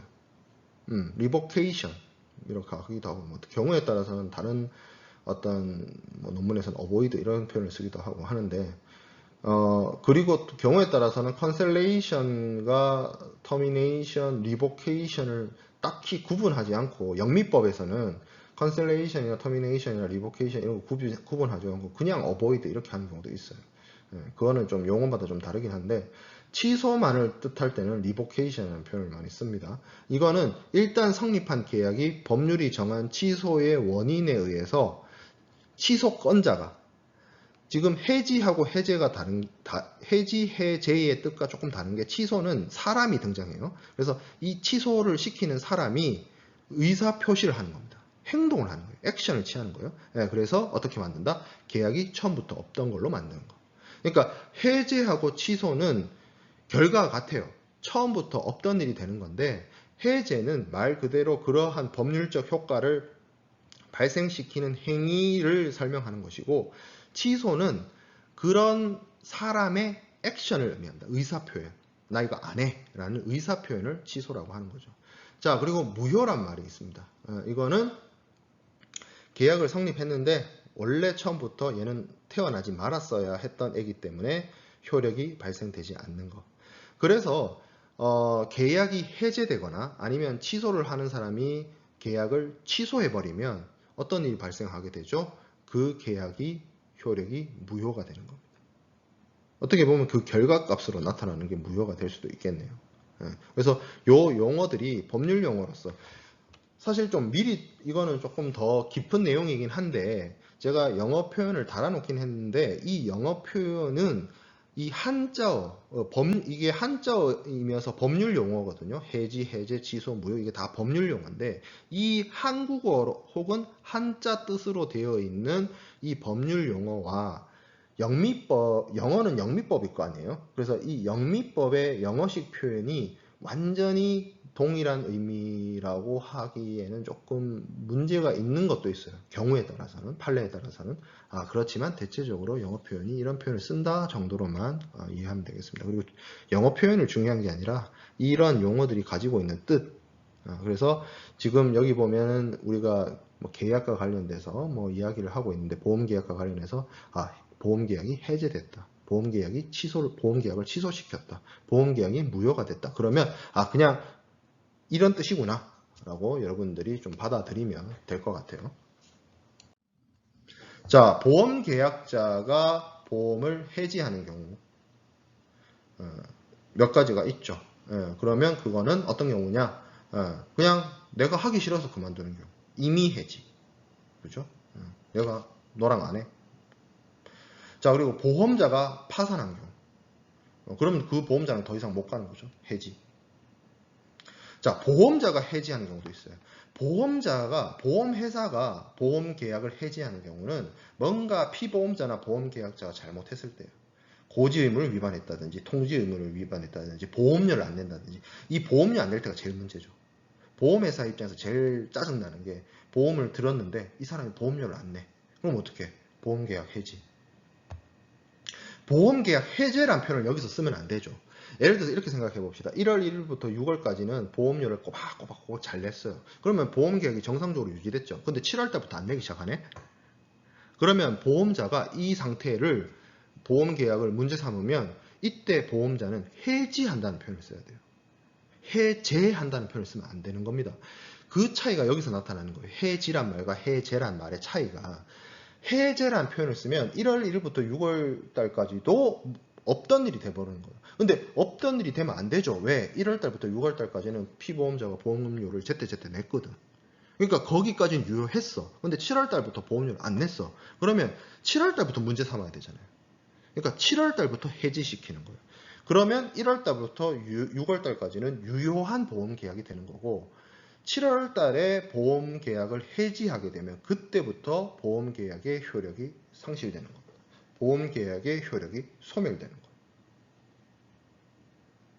그런 차이가 있는 겁니다. 그래서 이 법률 용어가 별거 아닌데 뭐 한 글자 차이인데 아니에요. 그 한 글자 차이가 가져다주는 의미 차이가 엄청 큰 거예요. 그래서 여러분들이 제가 계속 반복해서 설명을 해주고 이런 용어들은 미리미리 해상보험론을 마스터하기 이전부터 알고 있으면 좋습니다. 그리고 이 여기서 사용되는 법률 용어들이 해상보험 쪽에서만 쓰이는 말이 아니라 다른 법률 관계에서도 많이 쓰이는 말이에요. 그래서 요거는 반드시 숙지할 필요가 있다는 것이고요. 그리고 손해방지 경감 의무를 피보험자와 보험계약자와 피보험자가 하잖아요. 근데 이거를 제대로 안 했다. 그런 문제. 그리고 뭐 보험 사기를 쳤다. 이런 경우에도 당연히 보험자가 보험 해지를 할 수가 있습니다. 그리고 특히 보험 사기의 경우에는 해지를 넘어서 그냥 아예 보험의 어떤 무효를 시킨다든지 하는 문제도 발생할 수 있어요. 경우에 따라서는. 자, 그래서 보험사고가 났어요. 보험사고 났어요. 보험사고 없이 끝나면 보험기간이 종료되면서 그냥 뭐 서로 해피하게 마무리되고 끝나는 것인데 사고가 났어요. 사고가 나게 되면 기본적으로 피보험자는 보험자에게 클레임을 청구합니다. 보험금을 달라고 요청하는 거죠. 이 피보험자가 보험자에게 보험금을 달라고 요청하는 것도 클레임이라고 합니다. 이를 보험 클레임이라고 해요. 그래서 절차를 보면 사고가 나면 사고를 확인하고 보통 우리가 보험에 자동차 사고 같은 경우에는 뭐 경찰이 오거나 뭐 아니면 보험회사가 오거나 하는데 이 해상보험 쪽에서는 그 사고의 정도라든지 사고의 피해라든지 사고의 책임 여부를 가리기 위해서 보험 사고와 관련된 해상 사고와 관련된 검정인이 있습니다. 그래서 검정인이 이거를 검정을 실시하고 거기에 따라서 리포트를 작성을 합니다. 그래서 그 리포트에 따라서 손해액이나 손해 원인이나 결과나 뭐 이런 것들 사고의 어떤 내용들을 파악을 하고 검토를 해서 최종적인 레포트를 내고 거기에 따라서 보험자가 보험금을 지급해야 되는 상황이라면 보험금을 지급하게 됩니다. 그리고 경우에 따라서 화물에 대한 구상권 내지는 선박에 대한 구상권을 행사하는 경우도 있습니다. 자, 구상 절차 보겠습니다. 구상 절차란 말이 보상을 청구하는 행위란 뜻이에요.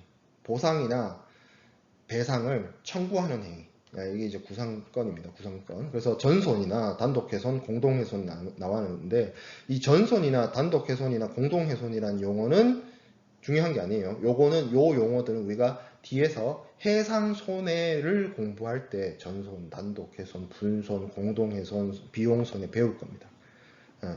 그래서 이거는 해상에서 발생한 손해의 종류다 정도로만 알면 돼요. 그래서 전손이나 단독훼손이 나면 피보험자는 이 보험 검정인의 검정 보고서를 받아서 보험회사에다가 제출하면 됩니다. 그래서 보험금을 타내기 위한 절차 청구를 하면 돼요. 클레임을 하는 겁니다. 자, 근데 좀 다른 게 공동훼손의 경우는 좀 다릅니다. 왜냐하면 공동훼손은 우리가 나중에 공동훼손에 대해서 자세하게 배울 때 이야기를 하겠지만 이 중간에 공동훼손 사정인 이런 사람들이 들어가 있기 때문에 절차들이 굉장히 복잡하고 까다롭습니다.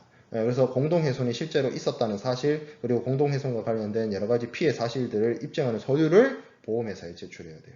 이 부분은 그냥 내가 보험금을 받기 위해서 이런 것들을 준비해서 보험회사에게 청구해야 된다 정도로만 이해하고 그 실제 손해의 종류, 전손이나 단독훼손이나 공동훼손은 우리가 해상 손해를 공부할 때 자세하게 하나씩 다루겠습니다. 자, 보험사고가 났을 때 피보험자나 보험계약자가 보험금을 이제 구상권을 행사하는 거죠. 청구하죠. 클레임을 제기하죠. 그것만 한다고 끝날 게 아니라 그거 외에도 나도 내가 할 일을 해야 돼요. 가장 대표적인 게 손해방지 의무입니다. 실제로 발생한 손해에 대해서 피보험자나 그 피보험자로부터 뭐 업무를 위탁받았거나 계약을 체결한 그런 대리인들이 손해를 줄이고 예방하기 위해서 노력을 해야 됩니다. 이 손해방지 의무는 실제로 보험증권에도 이게 하나의 약관으로 들어가 있을 정도로 피보험자나 보험계약자가 반드시 지켜야 되는 의무 중의 의무입니다. 그래서 손해가 발생했거나 할 때 손해를 줄이고 경감시키기 위한 노력을 기울여야 된다는 것이죠. 그리고 제3자에 대한 손해배상 청구권을 확보하는 것이 있습니다. 자, 여기는 배상이란 표현을 썼어요. 보상이 아니에요. 제가 앞에서 보상이란 말의 뜻과 배상이란 말의 뜻이 다르다 했어요. 그러면 배상이란 말은 어떨 때 쓴다고 했죠? 뭔가 내가 잘못한 게 있어서 물어주는 거죠. 자, 그럼 제3자에게 손해배상을 청구할 수 있는 권리를 확보해야 된다. 무슨 말이겠죠? 이 제3자가 내가 입은 손해를 만든 사람인 거예요. 나는 보험을 들었기 때문에 보험회사로부터 보상을 받습니다. 보험금으로 보상을 받아요. 근데 이 제3자가 나한테 손해를 끼쳤다는 사실은 여전히 유효하죠. 그래서 우리가 뒤에서 여기 지금 강의 자료의 맨 마지막 줄에도 나와 있지만 대위권이라는 게 나옵니다. 이 대위권도 손해보험 쪽에만 있어요. 자동차 보험이나 해상보험 쪽에만 있습니다. 당연히 뭐와 관련되어 있기 때문에 대위권이 발동되느냐? 실손보상의 원칙 때문에 이러한 대위권이 생겨나는 겁니다. 이 대위권에 의해서 제3자가 나한테 끼친 손해에 대해서 보험자에게 권리를 주기 위해서 손해배상 청구권을 확보해 둘 필요가 있어요. 좀 쉽게 얘기하면 내가 저 사람하고 꽝 사고가 났는데 이 사람이 100% 책임이야. 근데 나는 보험을 들어놨어. 보험회사에서 내 걸 해결해 줄 거야. 그런데 그렇다고 해서 이 사람을, 나한테 사고를 끼친 사람을 보내줘도 되느냐? 안 그렇다는 거죠. 그 사람이 나한테 손해를 끼친 것과 보험회사가 나한테 보상해 주는 거, 이거는 둘 다 공존하는 겁니다. 다만 100인 물건을 내가 갖고 있었는데 사고를 제3자가 나한테 손해를 끼쳤어요. 그래서 100이 0이 됐어요. 그러면 그 사람은 나한테 100을 물어줄 일이 있고 보험에서도 나한테 100을 보상해 줄 일이 있죠. 근데 이걸 두 개 다 받으면 100인 물건이 200이 되죠. 그러면 안 되겠죠. 실손 보상의 원칙을 위배되죠. 그래서 보통은 이거는 내가 안 받고 보험회사로부터 보상만 받습니다. 그래서 내가 100인 물건이 없어졌고 100의 가치가 있는 물건이 없어졌고 그 없어진 만큼 보험회사로부터 보상을 받는 거죠. 그렇다 하더라도 이 사람이 나한테 100의 손해 입혔다는 사실은 유효해요. 어떻게 유효하냐? 보험회사 입장에서는 저 사람이 없었으면 내가 보험회사로부터 100을 받을 일이 없었겠죠. 그렇죠. 네, 그래서 이 제3자인 사고를 낸 사람이 나한테 100을 물어줘야 되는, 손해배상을 해야 되는 그 상황을, 그리고 내가 그 사람한테 100의 손해배상금을 청구할 수 있는 권리를 보험회사가 가져가게 됩니다. 그게 대위예요.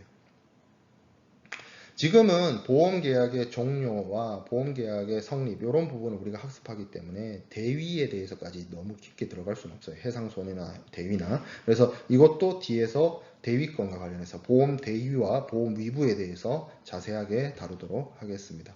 그래서 제3자한테 돈을 물어달라고 하는 권리도 유지시켜야 된다. 누가? 피보험자나 보험계약자가. 피보험자와 보험계약자의 의무 중에 하나이다 라고 이해하면 되겠습니다. 자, 그러면 보험금을 우리가 보험회사에 청구할 때 어떤 서류들이 준비되어야 되느냐? 뭐 상업송장이나 보험증권이나 선화증권이나 이런 것들이 제일 중요하지만 가장 중요한 거는 레포트, 검정보고서입니다. 발생한 사고의 손상 정도, 원인 이런 것들을 규정하기 위해서 객관적인 제3자죠. 검정인이 작성하는 보고서가 있어야만 이를 바탕으로 보험회사는 사고의 정도나 뭐 어떤 기업 아니면 원인 이런 것들을 파악하고 손해의 정도도 파악할 것이고 거기에 따라서 그걸 믿고 이제 보험금을 지급할 수 있게 되겠죠. 그래서 보험금을 청구할 때 이런 서류들이 준비되어야 할 것입니다. 자, 그리고 그 외에도 뭔가 책임 있는 사람이 있다면 이 사람이 실제 그 상황에서 어떻게 행동했는지를 입증할 수 있는 서류, 뭐 교신문이라든지 뭐 이런 것들도 필요할 거고, 그리고 천재지변이나 뭐 강우나 뭐 폭풍우, 악조건, 악천후 이런 상황에서 사고가 났다면 그런 것들을 입증할 수 있는 권한이 있는 항만 당국이나 이런 곳에서 발행하는 해난 사고 관련된 보고서, 이것도 객관적인 제3자가 작성한 사고에 대한 어떤 자세한 레포트이기 때문에 이걸 바탕으로 보험자가 사고의 책임 여부나 사고의 정도를 파악할 수가 있겠죠. 그래서 이런 것들도 보험금 청구할 때 제출되어야 되는 서류로서 존재합니다. 그리고 밑에 나와 있는 화물 적부도는 그 배 안에 화물이 어떻게 들어가 있는지를 나타내는 것이 이제 스토리지 플랜, 화물 적부도거든요. 근데 이게 왜 필요하냐? 사고가 났어요. 선박이 사고가 났을 때 뭐 선박이 깔아앉았다든지 선박이 뭐 쪼개졌다든지 했을 때 그 화물이 어떻게 적재되어 있었는지를 파악을 해야만 손해의 정도나 손해의 여부나 이런 것들을 우리가 자세하게 보험회사 입장에서 파악할 수가 있겠죠. 그래서 보험금 청구에서 요구되어지는 서류에 이런 해난 보고서나 화물 적부도가 경우에 따라서 필요하게 되겠습니다. 자, 이렇게 우리가 해상보험 계약, 그리고 해상보험 계약의 성립, 그리고 종료, 그리고 해상보험의 당사자, 그리고 해상보험이 이루어졌을 때, 유효하게 성립이 됐을 때 사고가 발생해서 그 사고에 따라서 보험금을 청구하는 클레임, 보험 클레임을 제기하는 내용에 대해서 우리가 학습을 했습니다. 좀 내용적으로 이게 법률 용어들이 되게 많았고, 법률 용어 중에 제가 숙지하고 넘어가야 된다라고 했던 부분은 숙지하고요. 그리고 이 어려운 용어들 중에 우리가 뒤에서 공부할 겁니다, 뒤에서 공부할 겁니다 했던 부분들은 너무 깊게 파고들지 말고 다음 주부터는 우리가 앞서 얘기했던 피보험이 보험 가액, 보험 금액 이런 부분에 대해서 진도가 나갈 거니까 그때 우리가 다시 복습을 하면서 진도를 나가도록 하겠습니다. 뭐 중간에 강의 영상이 이게 조금 양이 좀 많다 보니까 중간에 편집하면서 이게 좀 문제가 생겼는데 평소보다 강의 영상 업로드가 조금 늦어지게 되어서 굉장히 미안하게 생각을 합니다. 다음부터는 좀 정시에 업로드 할 수 있도록 하겠습니다.